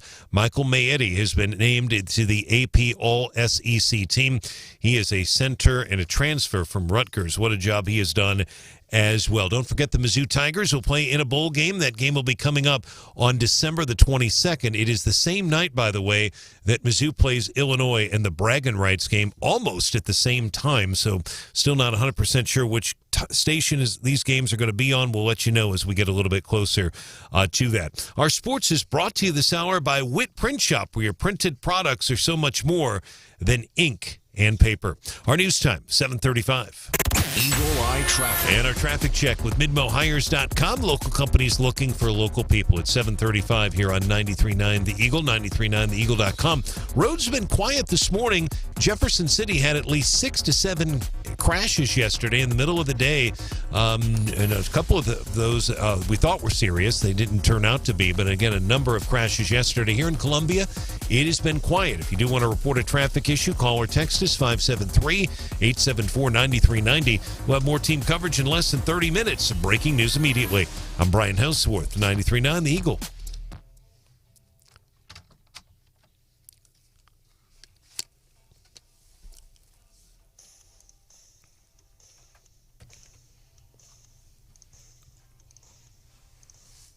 I don't think I could take one more phrase that's going to be infrastructure week. But guess what? It's going to be infrastructure decade now, man. Yeah, man. Infrastructure decade. That instills some confidence, doesn't it? No. This is in Kansas City yesterday. Our president. Hey, man. I don't think I could take one more phrase that's going to be infrastructure week. It's like 2 people clapping. Are we supposed to clap here? Rick Brattin, state senator, who also happens to be running for Congress, running for Congresswoman Vicky Hartzler's seat. Rick, he was in your neck of the... Did you make it up to see Joe yesterday? I didn't. I had a busy schedule and unfortunately wasn't able to make it. Well, like, what did you have to do, Rick, Senator Brattin, that you couldn't go and see the President of the United States? Because he could have used the support. It sounded like there was 3 or 8 people there clapping for whatever. What is it that you did yesterday that kept you from going to see the President of the United States of America? I was meeting with people in the district and listening to their concerns, and they were definitely talking about the president. So what were they? What were they saying? Oh, they definitely are not very pleased with the performance. And this is Senator Rick Brattin joined. State Senator Rick Brattin hanging out with us this morning on Wake Up Columbia on 93.9 The Eagle. Stephanie Bell, Brian Hauswirth, Hannah the producer. My name is Branden Rathert. Rick is running for 4th Congressional District, seat currently held by Hartzler. And I can imagine what people are saying in your district, but I want to be very clear on something here and it's a phrase I've quit using because a lot of our listeners will text us at 874-9390 and they'll say this to me, Rick. They'll say, Branden, when you say, because I'll say a lot of things when I'm presenting facts that aren't favorable to the left. I'll say, now this is not just a conservative talking point, but Joe Biden really sucks or something like that. And people said it. But a lot of the reality, a lot of what is happening, Senator Brattin, these aren't just conservative talking points. They're not independent talking points. They're not libertarian talking points. What Joe is doing to this country, these are all facts. And how do we separate that from people that are maybe middle of the road that we could persuade to be or to vote conservative? How do we differentiate that? Well, first, doing what you're doing just by playing the sound bites, and you can just tell that the president is not, he's not leading. He honestly, it doesn't even seem like he even knows what's going on, can barely read a teleprompter. So it's really not much of convincing, of coming over to our side. It's seen that what's being done is just a travesty. We've lost all respect in the world. And the perfect example yesterday. The president, I don't know if you saw any of the sound bites of his speech yesterday of calling United Steaks, like the steak on a grill, United States of America. It's laughable, but at the same time, it's heartbreaking to know that we are a laughing stock. And I think that's what people see, and they're clamoring for people that have a level head, can actually, speak issues and not be so radicalized in the approaches that they've taken and that he's taken in just such a short amount of time. Yeah. State Senator Rick Brattin running for that 4th Congressional District seat currently held by Hartzler. Incidentally, he's from the area that Hartzler is from. A lot of talent in this race, and we got to ask folks, and you're in it. And by the way, we've appreciated our relationship that we've had with you over the years. Enjoy chatting with lawmakers out of the district. But what is it that you said, okay, here's who we have in this race in the GOP primary. I've got some assets that I would like to add into this. What are the assets you have that are different than the assets of the other GOP candidates? Well, the experience, first and foremost. When you step up into the congressional realm, that's kind of going from the minor leagues to the major leagues. And the last thing we need in this time in our nation is to send people that, they have great campaign promises, but they don't actually have the legislating experience and what it takes to, make laws become reality or make bills become reality and become law, working with people, just understanding the entire process. And that's one thing that is definitely needed, in this time in our nation, because, you can campaign on this, but then you get somewhere and you have to learn everything. And we're at a time and place in our nation. We got to have people that know what they're doing. Will carry the banner for freedom, liberty, but do it in a manner of knowing what they're doing and how it's done. And that's what I believe I really bring to this race.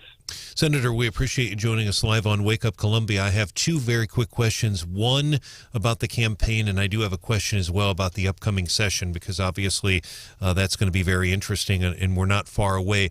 I want to first ask you about the race itself. I was down there when you announced your candidacy at the Broadway Hotel here in Columbia, and I remember asking you then, and I'll ask it again now, do you think Cass County, where you live, will be placed in the same district that it is right now with Boone County? I know it's hard to say, but have you heard anything? Because we're running out of time here. Filing starts in February. When's this going to be settled? Yeah, I mean, that's the horrible situation we're in. We really don't know. And, I mean, as we all know through the legislative process, anything's possible. But, you know, I'm going to fight for keeping Cass in the 4th. I mean, that's where our current congresswoman, this is her home county, and I think removing her from that would be just poor form. But how it's going to unfold, I mean, I can't come and say, you know, how it's going to do so, but I know that we've been put in a really terrible spot. I do wish the governor would have called special session for us to be able to move this ball forward, because all it's going to do is hurt, the Republicans in this. And I believe that's exactly why we received all these census numbers so late, to cause all this dissension and chaos in the redistricting process. And we've kind of, unfortunately, we've played into that, and we've made the problem even worse by continuing to allow the time to continue to run out. Yeah, and the filing starts in February, so that is big. Very quickly, the session starts January 5th. Senator, you have filed a bill that would address what you call rioting, and that is the offense of rioting if people violate state or federal laws. What would your bill do, Senator?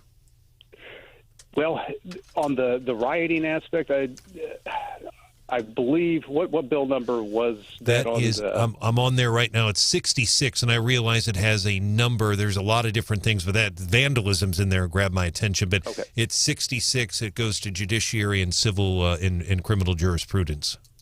So that was last year's bill that I filed. So that's why I was a little confused. We were able to pass the anti-defund the police provision of that.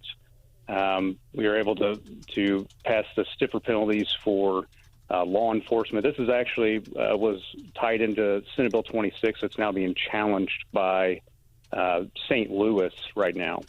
So it's a little confusing on the website. They're still showing 2020, and they're not showing the 2021 pre-filed bills. There we go. That makes sense. All right, State Senator Rick Brattin. Did he? So you got the answer to your question? Yeah, the Senate website is outdated, is what we're saying. It is. State Senator Rick Brattin hanging out with us. He wants to be your next congressperson, taking the place of Vicky Hartzler, who's running for the Senate. Want to mention real quick, this is from a listener. I don't know if this is legit, but I got to share it here.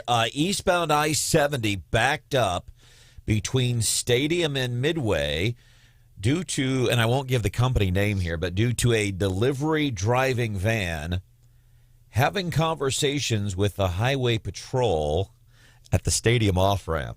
I don't know how legit that is. Somebody check it out. Say Senator Rick Brattin on 93.9 The Eagle. Sure. I want to go back to something you said. I think you said with the legislature, anything is possible. And I think last session, people would have thought, well, nothing's really possible. There was really, a breakdown, right? There was a breakdown in the Senate in the last week. And I think with congressional redistricting, a lot of people are doubtful about what other priorities are going to cross the finish line this session. There has been kind of a split in the Senate between kind of among conservatives. Can you, tell us the inside baseball there? What's going on? And, given how last session ended, how are you, what's changed in the last several months, and how is this session going to begin? Oh, well, a lot's changed. I mean, we now have the Senate pro tem, Dave Schatz, is running for U.S. Senate as well. I know there's a lot of discussion of, can he even remain at the helm of being a pro tem and effectively campaign for a statewide office. So there may be some heavy discussions there. But yeah, the Senate's a dysfunctional place, and it's by design a dysfunctional place. Now, in terms of the redistricting and the conservative caucus, I know there's people that do want to try to go for a 7-1 map, but there's also people that realize, we may have a banner year in terms of numbers, but Missouri does have have a track record of kind of going back and forth, and do we want to really put ourselves in a position to where we could go from 7-1 to all of a sudden a 3-4? Do we want to position ourselves in that way? So there's still a lot of discussion going on of what we're going to do and how it's going to play out. But everybody's drawing the map. They have the map drawing application or software. So everybody's coming out with maps, and it's just hard to really, before the process starts, to be able to say definitively, hey, this is the direction we're going. It's fun. I lived a lot of years in the Gulf Coast, and we had the spaghetti maps. Like whenever a hurricane is predicted, they have these spaghetti models because there's like hundreds of different possibilities in the track in which the hurricane could go. And if it goes this track, it could have, and it's all these multicolors, and nobody can comprehend these maps. It's the same, I think, with some of these redistricting maps and trying to discern what's the truth. State Senator Rick Brattin running for the 4th Congressional District seat. That's our seat. That's where we live, at least for now. We're probably safe there. Before we let you go, anything else you want to add? No, I'd appreciate people's support. If you want to check out my website, it's rickbrattinforcongress.com. And we got to take this country back, and we got to do it one seat at a time. And people who are willing to stand for what's right and for this nation, regardless of the cost of the seat. All right, and I owe you an apology. So today we've had several guests on. I don't hang out at my desk a whole lot here in the radio station, and I happened to be walking by my desk the other day and noticed I had messages I had 12 messages on my phone, and some of them went back several months ago, and yours was one of them. So that's why it's taken so long. The other one, do you recognize the name John Schneider?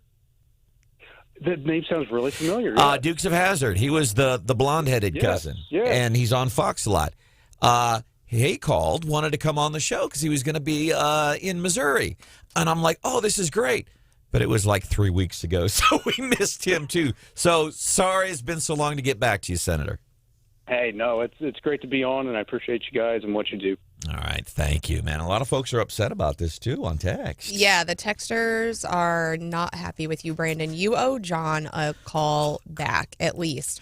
I even have Paula from Gaps Automotive Repair Shop texting. John, you didn't get John. I'm sorry, I didn't get John Schneider on the show, man. My fellow Americans, today you sent a message to the whole world. All right, that's Hillary Clinton.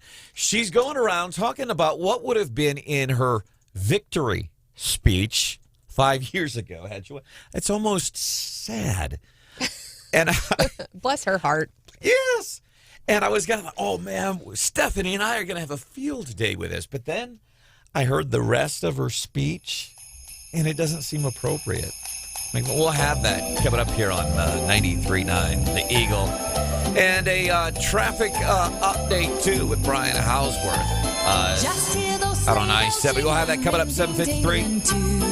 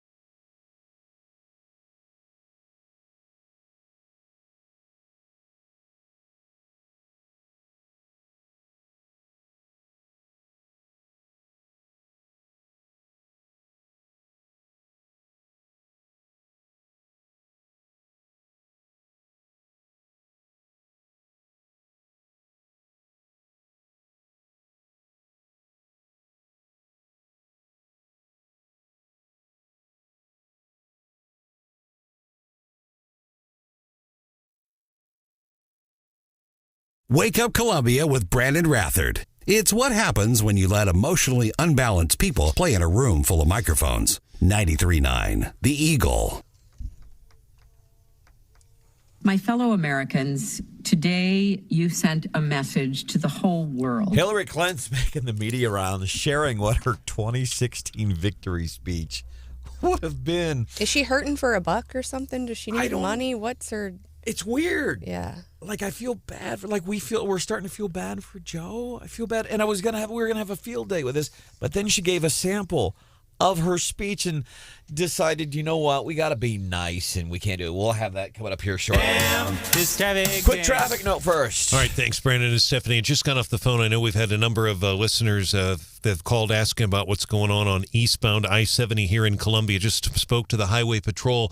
We have a stranded FedEx vehicle right now that is causing traffic delays. It is a Ford Transit van. They've got tow trucks on their way to the scene. Haven't arrived as of yet. But if you're in that area, the Highway Patrol, when I talked to him, a little confused about why the traffic is backing up. Apparently, people are slowing down to look at it, I'm being told. But this is a stranded FedEx vehicle eastbound I-70 in Stadium. It is blocking traffic somehow. That's what we do. We're human natures. We drive by. We want to see, just pull over and roll your window down. Can I see the bodies? Try that and see how that goes.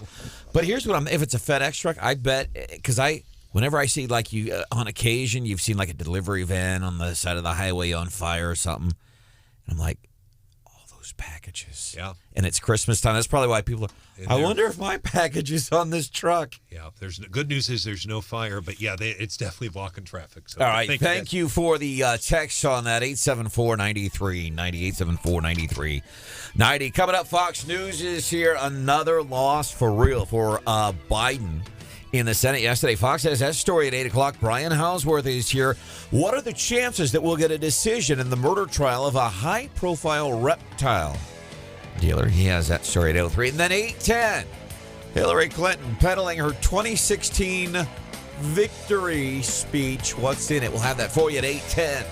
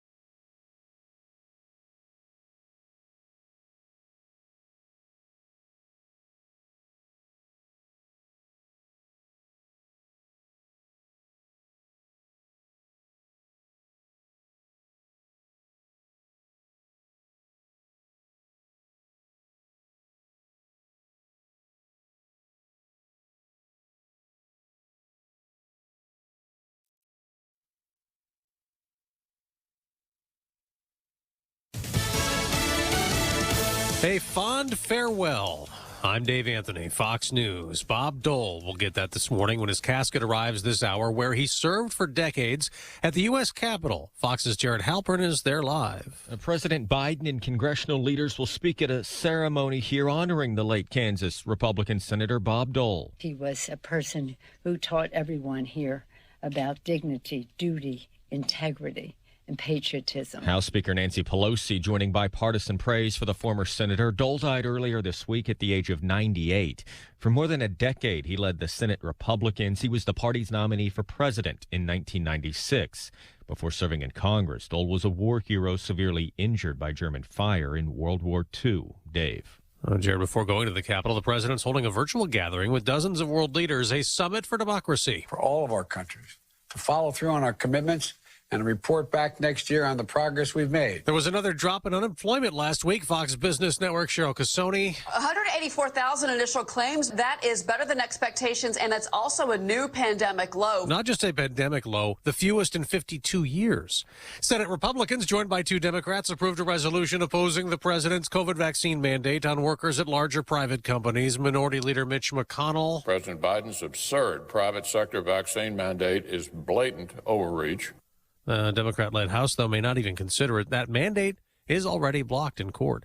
200 million people across America are now fully vaccinated. Almost a quarter of them have also had their booster shots. The FDA's approved a new treatment for those the COVID vaccine isn't good for. AstraZeneca's antibody cocktail is meant for people with compromised immune systems, like cancer patients and organ transplant recipients, or those who had severe allergic reactions to vaccines. Unlike other antibody drugs for treating COVID-19, AstraZeneca's is used for long-term prevention against infection. Fox's Steve Rappaport. America's listening to Fox News.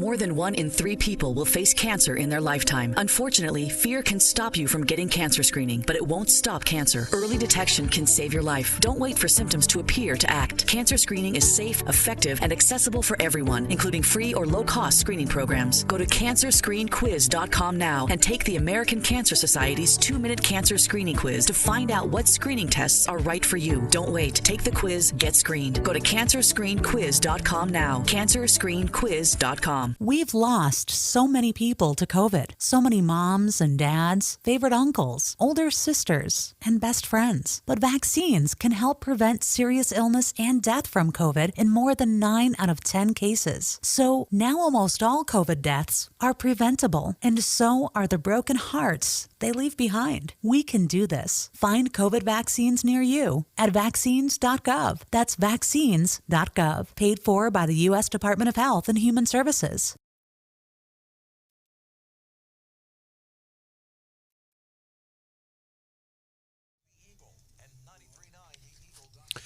93.9 The Eagle News Time with Robinson's Cleaners. Robinson saves you time. It is 8:03:47 right now here in Columbia.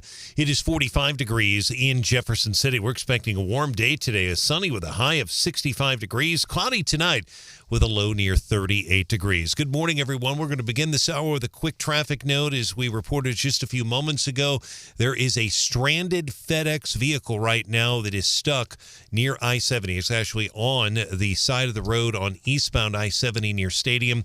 Missouri State Highway Patrol is telling me that a tow truck is either en route, probably there by now. If you're in the area and you can see if the tow truck has arrived, let us know. But I'm being told if it hasn't, it'll be there any moment now. Shouldn't be blocking traffic, but people are slowing down to take a look at the delivery van, if you will. It is a Ford Transit van, so give yourself some extra time. Traffic apparently blocked right now as people slow down to take a look at the stranded vehicle on the side of the road. Meantime, a preliminary hearing has been held for 3 crew members charged with the deadly 2018 duck boat accident on southwest Missouri's Table Rock Lake. 3 men charged after the duck boat sank back in 2018 at Branden were in a courtroom yesterday. It was a preliminary hearing to determine if the criminal case against them will proceed. Kenneth McKenzie was a captain of the duck boat. Curtis Lantham is a GM at the Ride the Ducks in Branson. And Charles Baltzell is the operations supervisor, who was a manager on duty the night the boat sank. They are all charged with 17 counts of first-degree involuntary manslaughter. John Marsh, 93.9 The Eagle. Meantime, here in Columbia, a jury in a high-profile murder trial deliberated for 6 hours yesterday evening, suspending deliberations at about 11 p.m. No verdict in the case yet. The jury will return to the Boone County Courthouse here in 25 minutes, 8:30 this morning. The trial being broadcast live on Court TV. I was back in the courtroom yesterday for the closing arguments. I was also on hand as Lindley Rennick took the stand in her own defense. Emotional testimony. She She broke down several times, began crying in court. She told the jury that Michael Humphrey is the one who shot and killed her husband in the Montgomery County snake barn in 2017. Her attorney tells jurors that Humphrey had used meth earlier that day. He also said Humphrey was a meth addict. Lindley Rennick also testified that Montgomery County Sheriff's deputies tested her hands for gun residue on the day of the murder, and she testified she felt threatened by Humphrey after the murder. Now, she was grilled during the cross-examination by the Assistant Attorney General, Kevin Zollner. He told the jury during the closing arguments that Lindley went to the snake farm to kill her husband and conspired with others to do it. Michael Humphrey has already been convicted of murder in the case. He testified Monday that Lindley shot and killed her husband that day. Humphrey has testified for the prosecution. Now, one thing that did happen late last night, according to our news partner ABC 17, is the jury apparently requested 18,000 text messages between Lindley and her husband, Ben Rennick, at the time. My colleague at ABC 17, Layla Mitchell, is reporting the jury intends to look at all 18,000 of those text messages. So there's no word on how long the deliberations could take. They will go back again here at 8:30 this morning. Tonight is your opportunity to testify about a plan to place a self-service storage facility at Grace Lane and Richland Road, Columbia. P&Z will hold a 7 o'clock public hearing on the plan from TS Storage. They want to develop the site with a facility that would cater to larger vehicles like boats and recreational vehicles. In Boone County, residents will soon see and hear 5 new tornado sirens.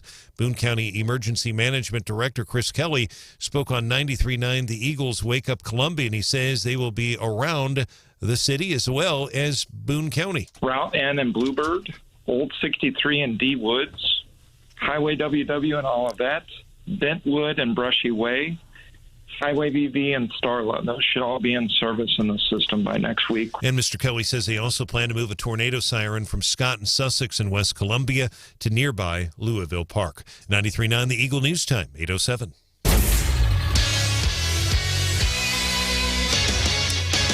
In sports, 3 Mizzou football players continue to earn honors for their 2021 play. Mizzou running back Tyler Beatty, a second-team All-American, as honored by CBS Sports and 24/7 Sports. He set the single-season rushing yard record for the school, more than 1,600 yards. Harrison Mevis on the Atlantic and Action Network's first-team All-American list. In center, Michael Maietti has been named to the AP All-SEC team as well. Bowl game December the 22nd, Amon Carter Stadium in Fort Worth, and the opponent will be Army. The Black Knights will take on Navy on Saturday, and that game will be on CBS. That game will be in East Rutherford, New Jersey, MetLife Stadium. Our sports is brought to you by Woods Basement Systems, the most reviewed contractor for all things with your basement. 800-388-9326. Free estimate. 93.9 The Eagle News Time, 8:08.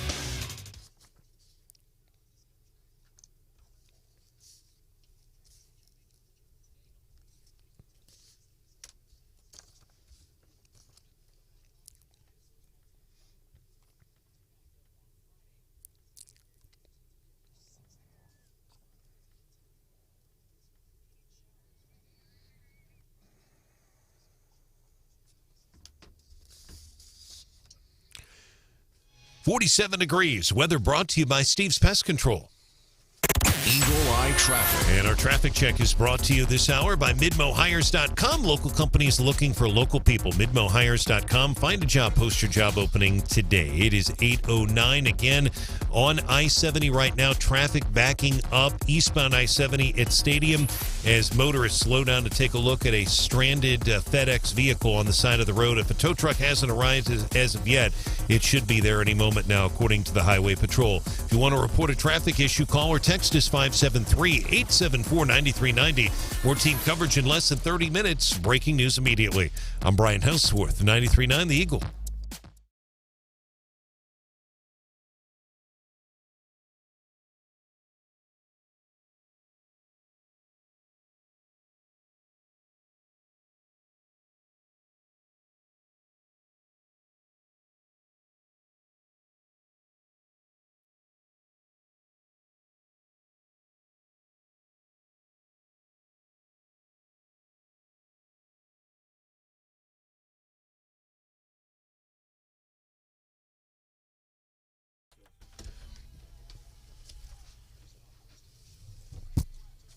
Well, I've been at Central Pantry for 6 years. The need locally here in Columbia, we service all of Boone County. I see people that are there because of situations such as someone died in their family, like a husband has died and the wife just doesn't know what she's going to do, so she finds herself at Central Pantry. I see people they're working 3 jobs that are just trying to get by and trying to feed their family come in. Just for certain reasons in their life situations that they cannot control, they're there. Not necessarily that they want to be there, but because they need to be there for a short period of time. Food Bank, they do remarkable work, and that's why we do the 93.9 The Eagle Commerce Bank 1 for 1 Holiday Food Drive. It's for the Food Bank of Central and Northeast Missouri. This is coming up less than a week from today. Super excited about that. Lindsay Young Lopez with Food Bank joining us on the show, and I if we can touch some more on what was said there in the open, and that this is not what you guys do. This is not like people are coming every week and it's time for me to get my get my food. You guys very catered to kind of who it is that we're trying to help here. Absolutely. So listening to my colleague at Central Pantry, Rescinda, who was just sharing those stories, makes me tear up, honestly. Mm-hmm. Yes, absolutely true. Any one of us is just one incident away from being that person who needs help. And I know how passionate you are about this. And obviously now we all know. I'm reminded of a story. My mom, she's in the Air Force, just starting out, Beale Air Force Base, Missouri, and it was around the holidays, and somebody's going around and they're doing a collection, and my mom sheepishly gets some money out of her and her purse and goes to put it in the basket, and some kind gentleman says, Brenda, we're actually doing this collection for you. So I get it. I understand that we get into these situations through no fault of our own. Like my mom, when she was just starting out, and we had a house in Rantoul, Illinois that had just burned down. So things happen, and that's really that's our mission here. People that, whatever reason, right now, I need some help. There's no question about it. We all have access to people. We all are around people all the time who are food insecure. We just may not be aware of it. It's not something that people generally just like to open up and talk about. Food insecurity is so prevalent, and truly it can be one tragic accident, one medical crisis, one job loss, loss of a spouse, something that can mean we're just one step away from being that person who needs help. Well, and the impact of, the last now almost 2 years of COVID how has that been affecting you and the folks that you serve? Well, obviously COVID has affected everybody across the country and the world, but in the food banking world, it's been incredibly challenging. We have had to completely change the way that we do everything across the board. When we think back to last March when the COVID hit in earnest, we had to suspend our volunteer force. We, in a traditional year, rely on about 15,000 volunteers to help us to do this work. And so all of a sudden, we don't have volunteers to pack buddy packs or to repack food to send it back out the door to individuals and families. The National Guard stepped in, which was just amazing. They helped us for over a year. But we had to change our distribution methods too. We're essential workers as food bankers, and every day in the world of food banking is challenging, but just 100 times more so during the pandemic. All right. Our guest this morning here on the show, Lindsay Young Lopez, getting ready for our Commerce Bank 1 for 1 Holiday Food Drive. This is coming up Wednesday, less than a week from now. We're doing this at the mall this year. In the mall, I want to mention this before we move forward because Lindsay's got a lot going on this morning. We do want to tell you how you can help the mall. Last year, first year we did it at the mall, and it was kind of last minute. And I want to make sure I say this about the mall. They were incredibly accommodating. It was kind of a last-minute scramble, and we're like, we got to make this happen because there's people that are relying on the nature on people's good nature here in mid-Missouri. They made it happen, doing it again this year. So it's coming up Wednesday, all day Wednesday. What do we need to know now before we let you go? Well, shout out to Rusty and Stephanie at the mall. They have just been amazing partners and have so embraced this. So we are really appreciative. Everything this year is going to be bigger and better than it has been in years past, which we're excited about. A lot more promotion, a lot more visibility. The Columbia Professional Firefighters are just, they are the best. They are the absolute best. They will be out in full force just like they are every year. Maybe some surprises along the way that they'll be having. We will have Santa Claus this year. Santa will be out from 4 o'clock up until we end the drive at around 6:30. So if you get a chance, come by. And really, we call it a food drive, but there's been this big shift over the years because of various programs that allows us to buy food. It's actually, and I get it, people do like to come out and they might give like a box of $1 rice or something, which is great. We appreciate that. But really, it's about the cash. It is. We would never discourage the non-perishable food items. Those are important. But really, we can do so much more with the dollars. We can take that $1 and turn it into the equivalent of 4 meals because of our purchasing power, because we are working with partners nationally through the Feeding America Network, because we are really maximizing relationships with partners throughout our 32 counties as well. And I want to say this. I'm looking ahead to the weather forecast. Not that it's ever mattered before. Middle of December, in the years that we have been doing our 1-for-1 holiday food drive with Commerce Bank, we've seen some cold ones. Well, there have been many years where we've stood out there and we've had a smile on our face. We've said we're freezing for food, but that's not going to be the case next Wednesday, hopefully. A little more about where it's supposed to be for December. Thank you so much. So if you can help, please, this is next Wednesday. Lindsay Young-Lopez with the Food Bank. Thank you. God bless you for what you do. I know this is, to an extent, very personal for you. And that's why I think the Food Bank does so well. And that's why people come together. We were chatting with Dr. Tobler, Randy Tobler, earlier this morning on the radio. We were talking about authenticity as it relates to talk radio and other things in life. But the authenticity with which you do this, there's results because of your authenticity. Thank you for what you do. Hey, maybe the nicest compliment you could possibly give me. You're welcome. 93.9 The Eagle and 93.9theeagle.com. So that's coming up next Wednesday, just minutes away from the Morning Bell with Stephanie Bell. Welcome into the show. There is Stephanie. Good morning. There is Hannah, the producer. Good morning. My name is Branden Rathert. Bunch text 874. So I've upset some people. I guess I'm going to need to apologize for this. And it's funny because Lindsay just, what did you say, Branden? What did you? It's not bad. Just, what? But also we've been watching traffic I-70 by Stadium. Apparently that has cleared up according to text. And Jack made an interesting point. We always talk about whenever there is an accident or somebody's pulled over, anytime we see red lights on the side of the road, we stop, we slow down.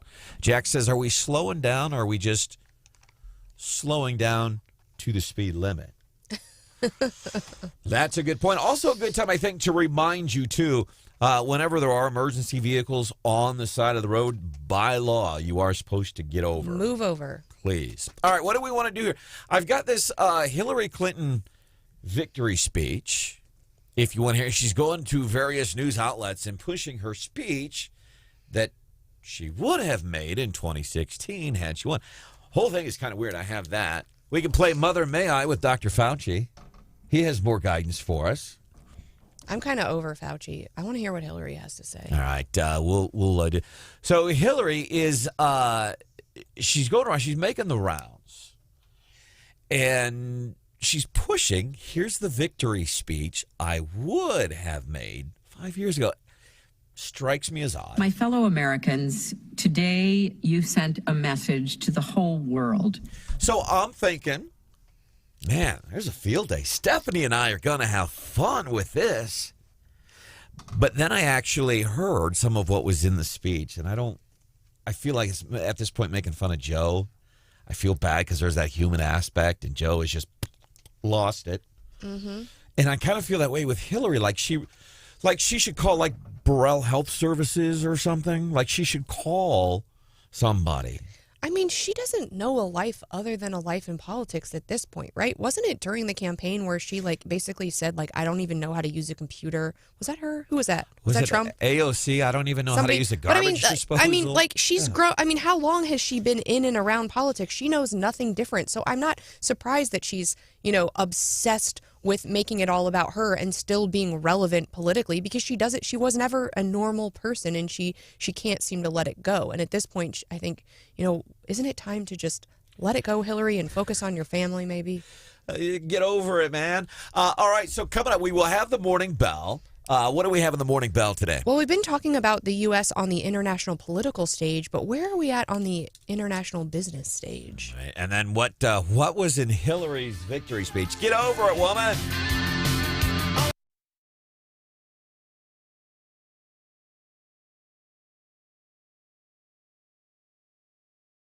A couple of decent job openings. Pro pumping and hydrojetting, they continue to grow. And I think for a couple of reasons. They clean out septic tanks and lagoons. The best thing when you call pro pumping and hydrojetting, they'll put you on a program like, hey, every few months we'll come out, we'll inspect stuff, so that way you never have an emergency. And they're good at what it is they do. They help people. They're small. They're local business owners. And I think in the past couple of years, as we've seen more and more support for local businesses, we're seeing that with pro pumping and hydrogen. Now, you have to provide a good, solid service. You still got to do that. You can't just be a local business owner. You got to provide a solid service, and that's what they do at Pro Pumping and Hydrojetting. And they are now hiring for 2 positions because they continue to grow. Road Tech, prefer that you have a CDL. If not, they might help you get one. And looking for somebody, if you can do just about anything, you might be good in the office. Learn more about these openings from Pro Pumping and Hydrojetting. Just go to their website, pro-pumping.com.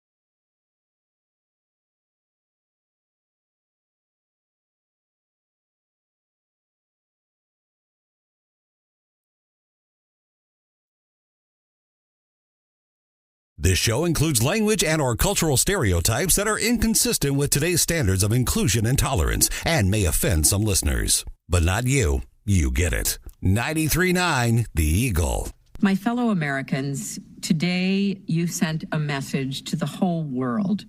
Hillary Clinton going to news outlets, and she's reading like her victory speech from 2016, from the presidential race that she did not win. But she wrote the speech, and she's going, and I don't know which is worse, the fact that she's, hey, you want to hear my victory speech from 5 years ago that I would have given if I would have won? That's weird. I think, seriously, she needs some help. TDS, Trump Derangement Syndrome. But it's still, I don't know what's worse, that or that these news outlets, they're putting her on the TV. Yes, go ahead and read your victory speech from a victory that didn't happen. And I'm thinking, oh, this is going to be a field day. And then I heard some of the speech and thought, man, maybe we should back off. I dream of going up to her and sitting down next to her. She's talking about her mom. Taking her in my arms and saying, look at me, listen to me.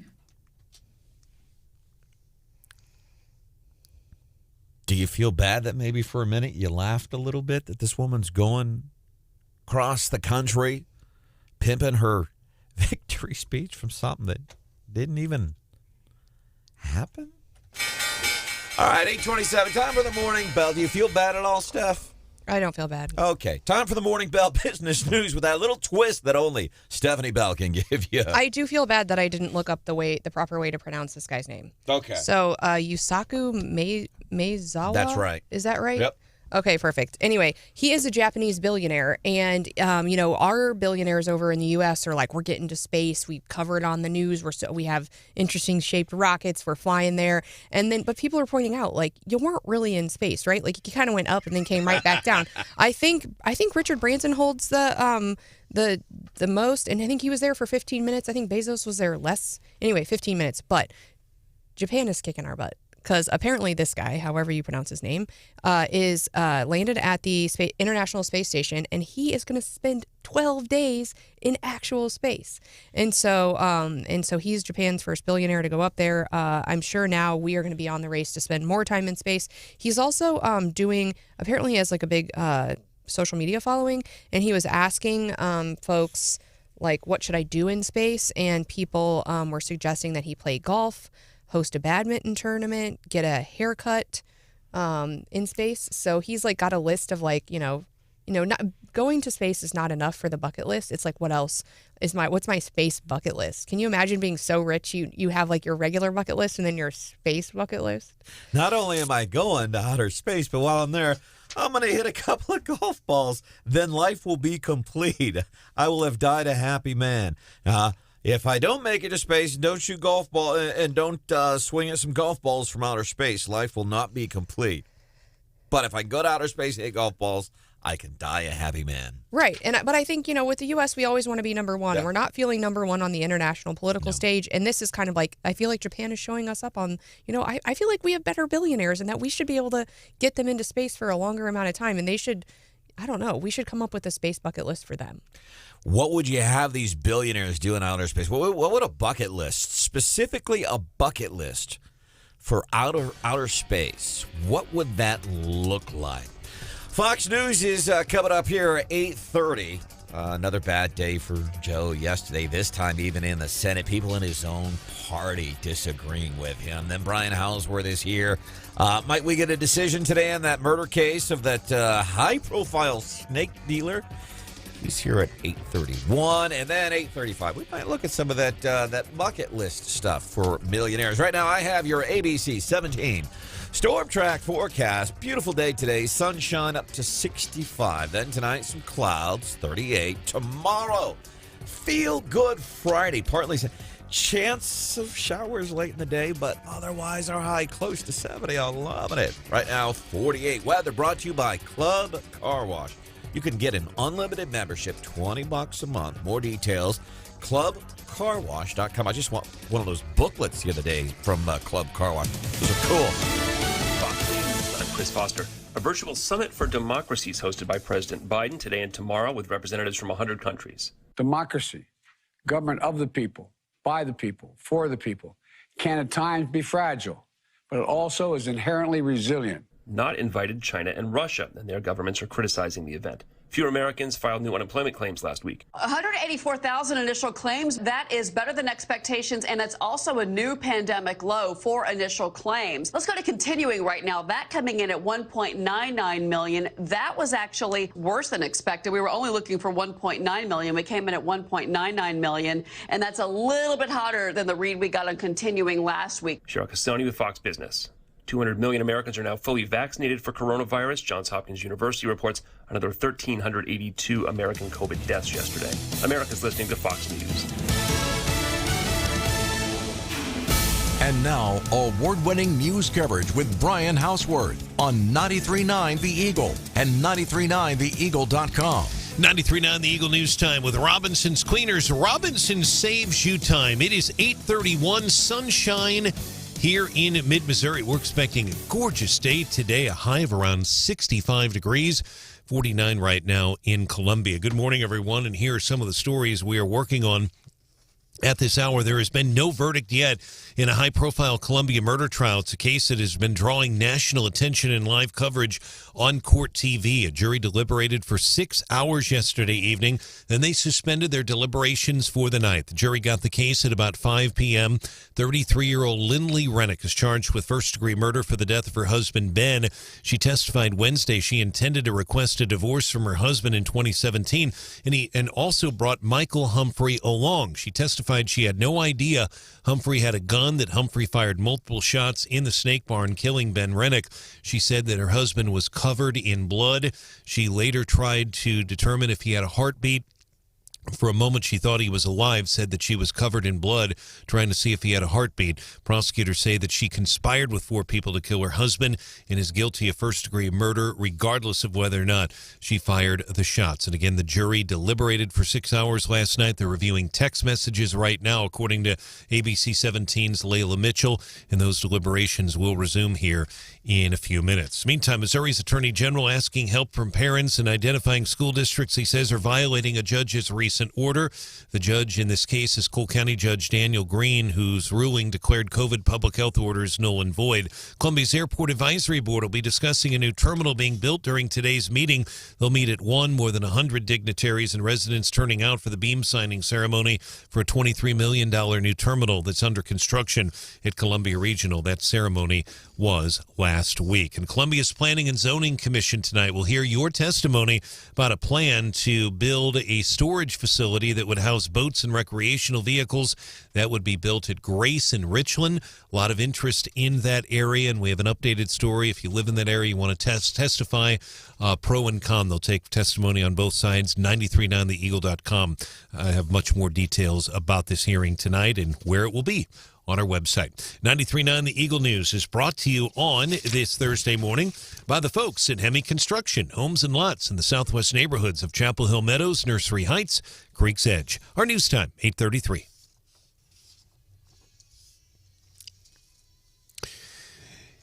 In sports, Mizzou women's basketball team traveling to Springfield tomorrow night. They'll battle the Bears. Tip-off is set for 7 o'clock. Hockey, the Blues at home tonight. They'll take on the Detroit Red Wings. Big issue with the Blues is COVID protocols, injuries as well.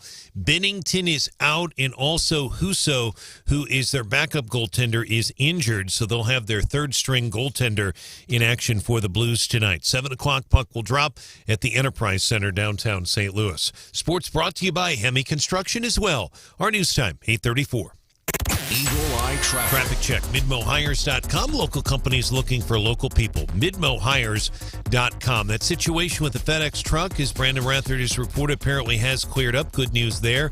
Tow truck arriving, and we appreciate all the calls and texts, too, about that situation. Nothing else going on right now, at least that I'm aware of. However, if there is a traffic accident or a wreck that we're missing, give us a call or a text. We'll have another update at 9:03, I should say. Breaking news immediately. I'm Brian Hauswirth, 93.9 The Eagle.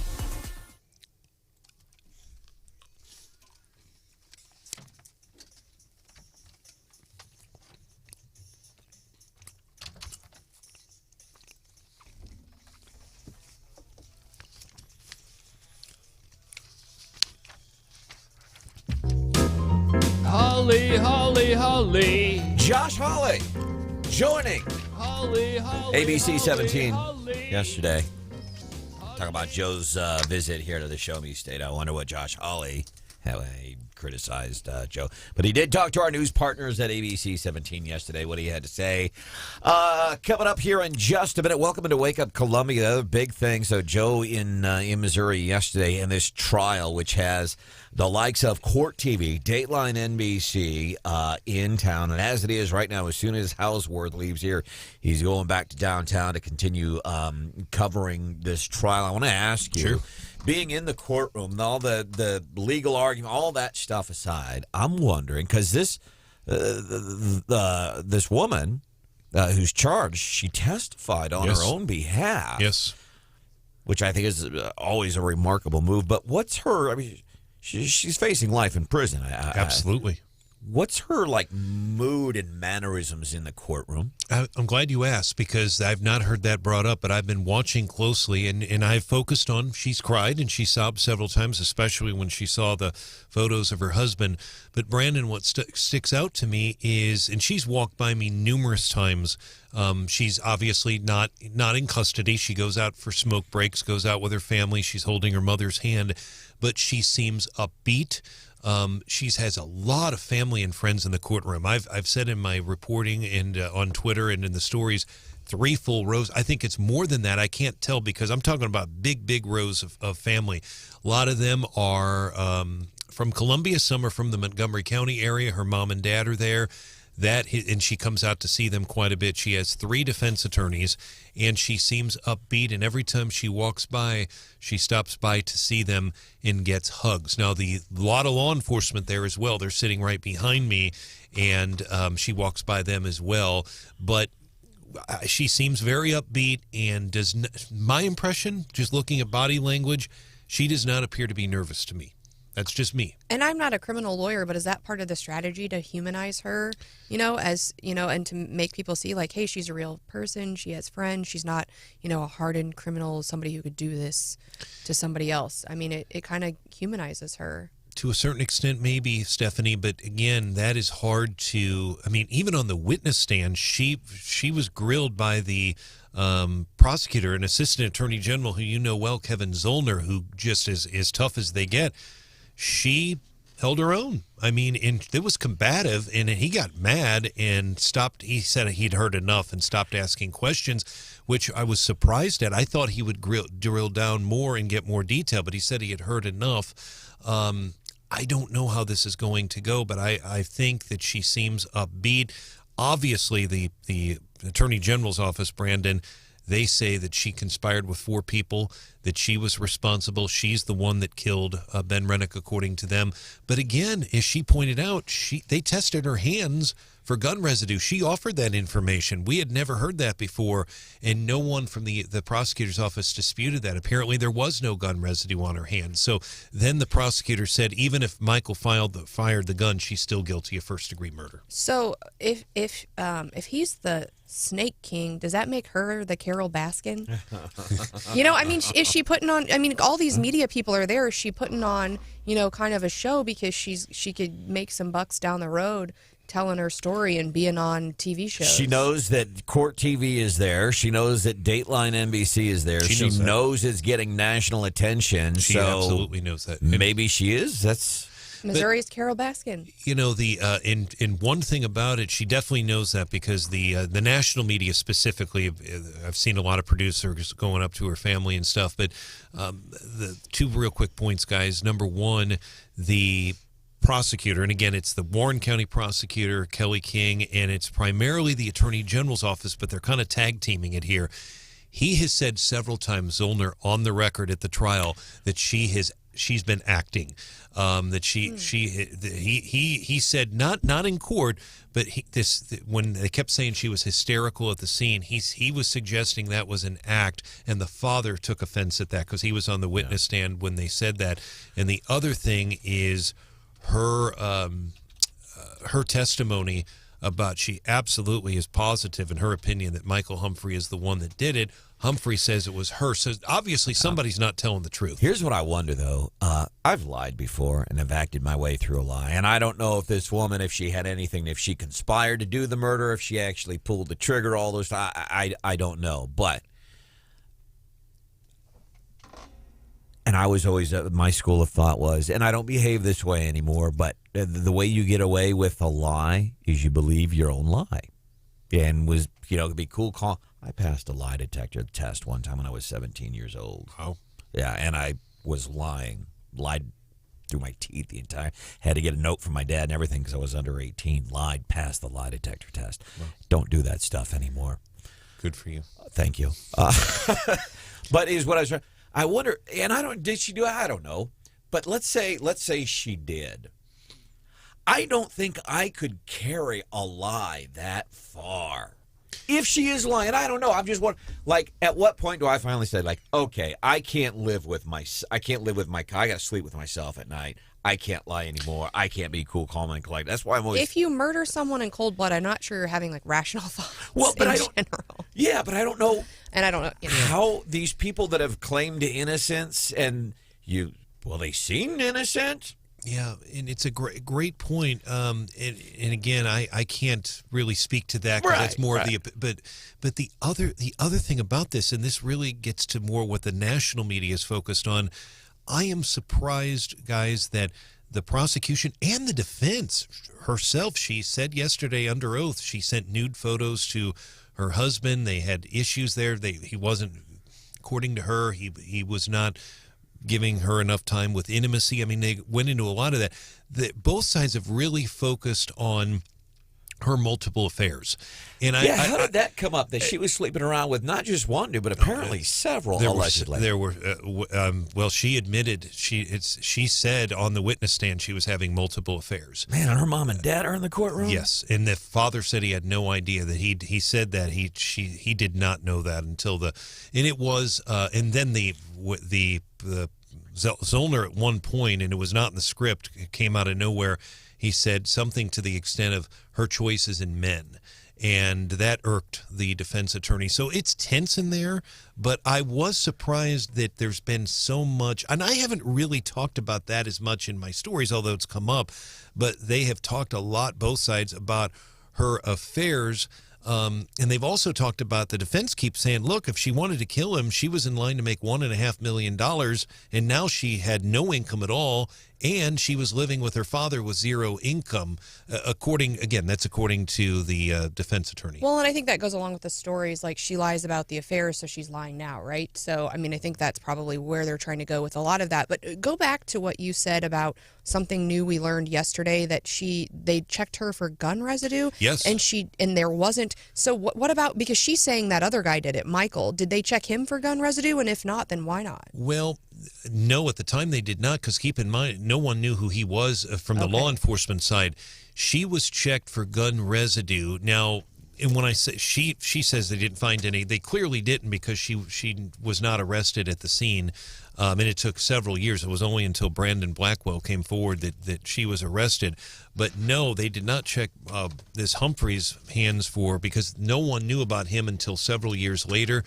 I had not heard that. I didn't see it in any court documents, but that grabbed my attention, and that is when Zollner came back, and he really emphasized this, Stephanie, to the jury, and you're a lawyer, you know this, that if she was acting in concert with him and he's the one that pulled the weapon, then she is still responsible for first-degree murder. Now, again, her argument is she had no idea. She wanted to have somebody there. She was going to tell him she wanted a divorce. And the defense said, look, if she were going to go kill the guy, she wouldn't use her credit card, because they kept saying she wanted to make people think that she was at the spa. And they used her credit card because he didn't have any money to buy gasoline and cigarettes. So, again, it's really bizarre. And, we don't know. We don't know what's going to happen. And so, did it come up, maybe I'm hearing things or misremembering or conflating stories. She said he was a meth addict. She did not say that. The two different defense attorneys, one said that he had used meth the day of the murder because he was late. He was supposed to be there. They were going to go talk about the divorce in the morning. Apparently, he was allegedly, this is not confirmed, he was allegedly using drugs all day. He said later he was working on his car. But at one point, Mr. Heseman, who's the defense attorney, Branden, said that you're taking the jury. You have heard from this guy who testified. He is a meth addict. He's a lifelong meth addict, and he also said that he said this to the jury. He said Michael Humphrey had threatened Lindley Rennick, threatened her.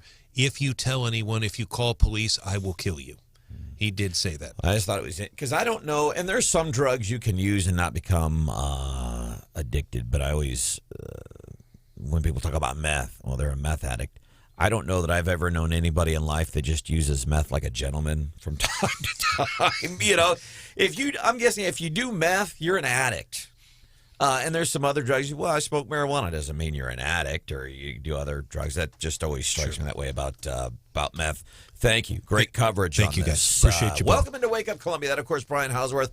Stephanie Bell is here. That is Hannah, the producer. By the way, we have a 2-year anniversary, very momentous occasion here on the show, and it's today. Today is the second anniversary of the infamous Moberly Panty Bandit. Remember this? This was awesome. This was a dude who put some Fruit of the Looms on top of his head and then went into like a gas station and tried robbing it. Yeah, with a shotgun. Not just any gun. A big old shotgun. And we had and I think we posted pictures on the Wake Up Columbia Facebook 2 years ago. And he put underwear on his face? And they were Fruit of the Looms. Well, it looks... Did we ever confirm it was actually underwear? Don't be a buzzkill. They were underwear. They were Fruit of the Looms. Hopefully they were clean. That was the next question I had. I don't know if they were clean. But it was a great picture. And this was even prior to all of the mask drama of 2020. And so he was just ahead of the curve a little bit with his homemade mask. 93.9 The Eagle and 93.9 TheEagle.com. Welcome into the show. Coming up this, Wednesday, less than a week from today, our Commerce Bank 1-for-1 holiday food drive. More info on our website. Ralph sends a great, we were talking about lying. And when I was younger and lied, one of my things was I would believe my lie and get away with it. Listener just sent a George Costanza from Seinfeld. With the line, just remember, it's not a lie if you believe it. If you believe yikes. a lie. Coming up before 9 o'clock, maybe we'll do some leftovers. We had a parent on the show this morning. I don't know if you've heard this, but our Attorney General, this is not a lawsuit. The Attorney General, Eric Schmidt, is going after the Columbia Public School District. I'm quoting the Attorney General here. Due to the information we have received about Columbia Public Schools, we have sent a cease and desist demanding an end to these policies and have opened an investigation into the school district's actions. This is key. We've been telling you, man, the school district, they're on fire. They're in a bad way.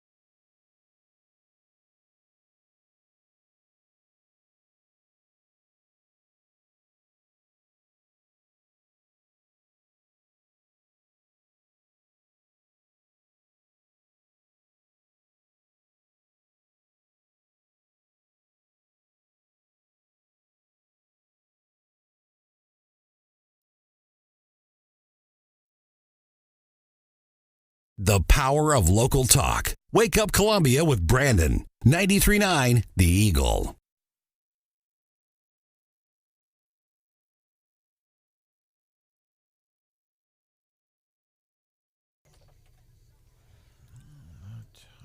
No, I'll endorse at some point. It's a very interesting race, and the Missouri race also a very interesting race. And Pennsylvania is going to be very interesting. A couple of people are getting in there now that are excellent. So we have some good endorsements coming. Please don't endorse. Oh! Donald Trump on the Hugh Hewitt radio show. You know how much that pains me?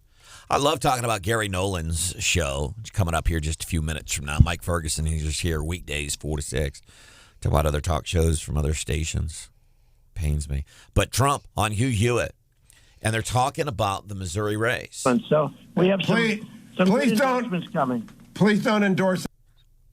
No one endorse who? I'd love to play the rest of the clip, but Hannah says we're running behind and we got to move forward. Welcome into the show. It's Wake Up Columbia. Stephanie Pell, Hannah, the producer. My name is Brent. I'll play the entire thing here. But first, I do want to highlight Attorney General Eric Schmidt going after the Columbia Public School District. We have followed that hot mess for months here on the show, and we have encouraged people, get involved. We have posted forms on our Facebook page for Sunshine Request forms. We posted a link yesterday. If you're having issues with school districts, get in touch with the Attorney General's office. Parents did just that. They got active. They've got involved.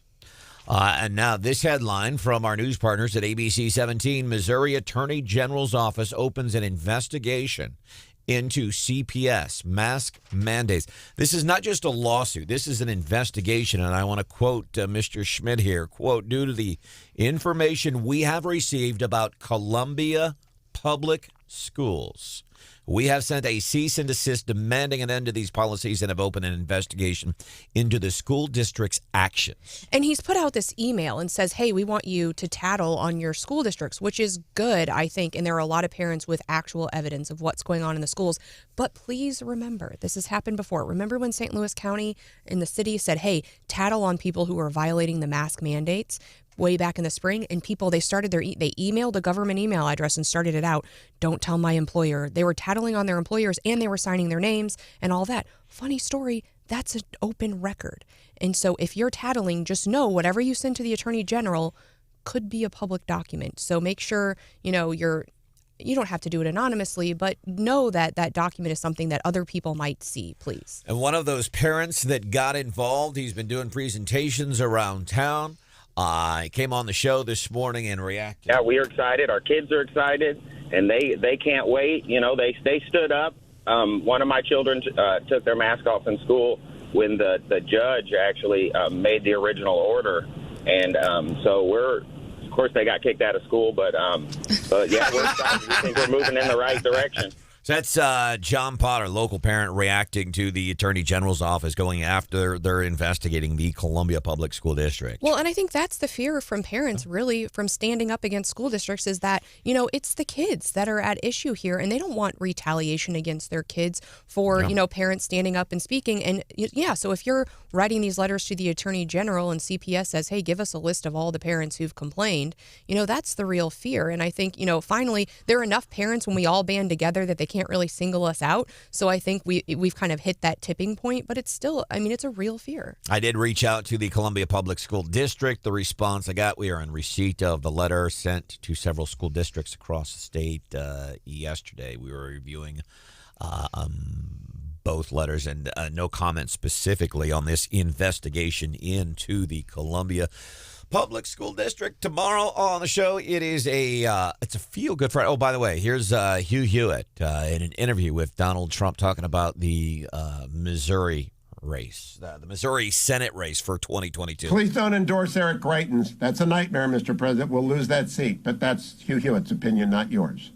Well, that's an interesting opinion. That's true. He's right now leading by quite a bit. I know, but he's... By the way, we looked up the Trump's statements there. He says Brattin is leading by a bit. There is a poll from WPA Intelligence polling that shows Eric Brattin's in the general would have a sizable lead, and I think even a lead in the GOP primary right now, according to this home. See you tomorrow on a Feel Good Friday. Bye.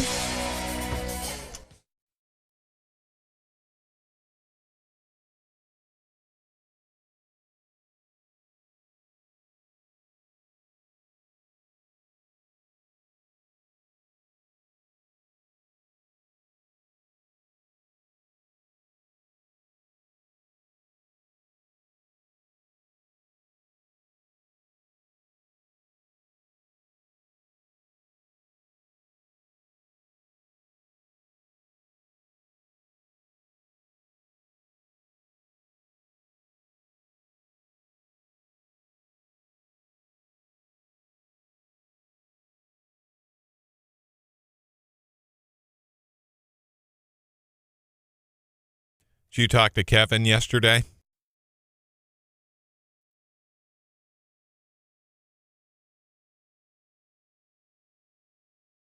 Yep.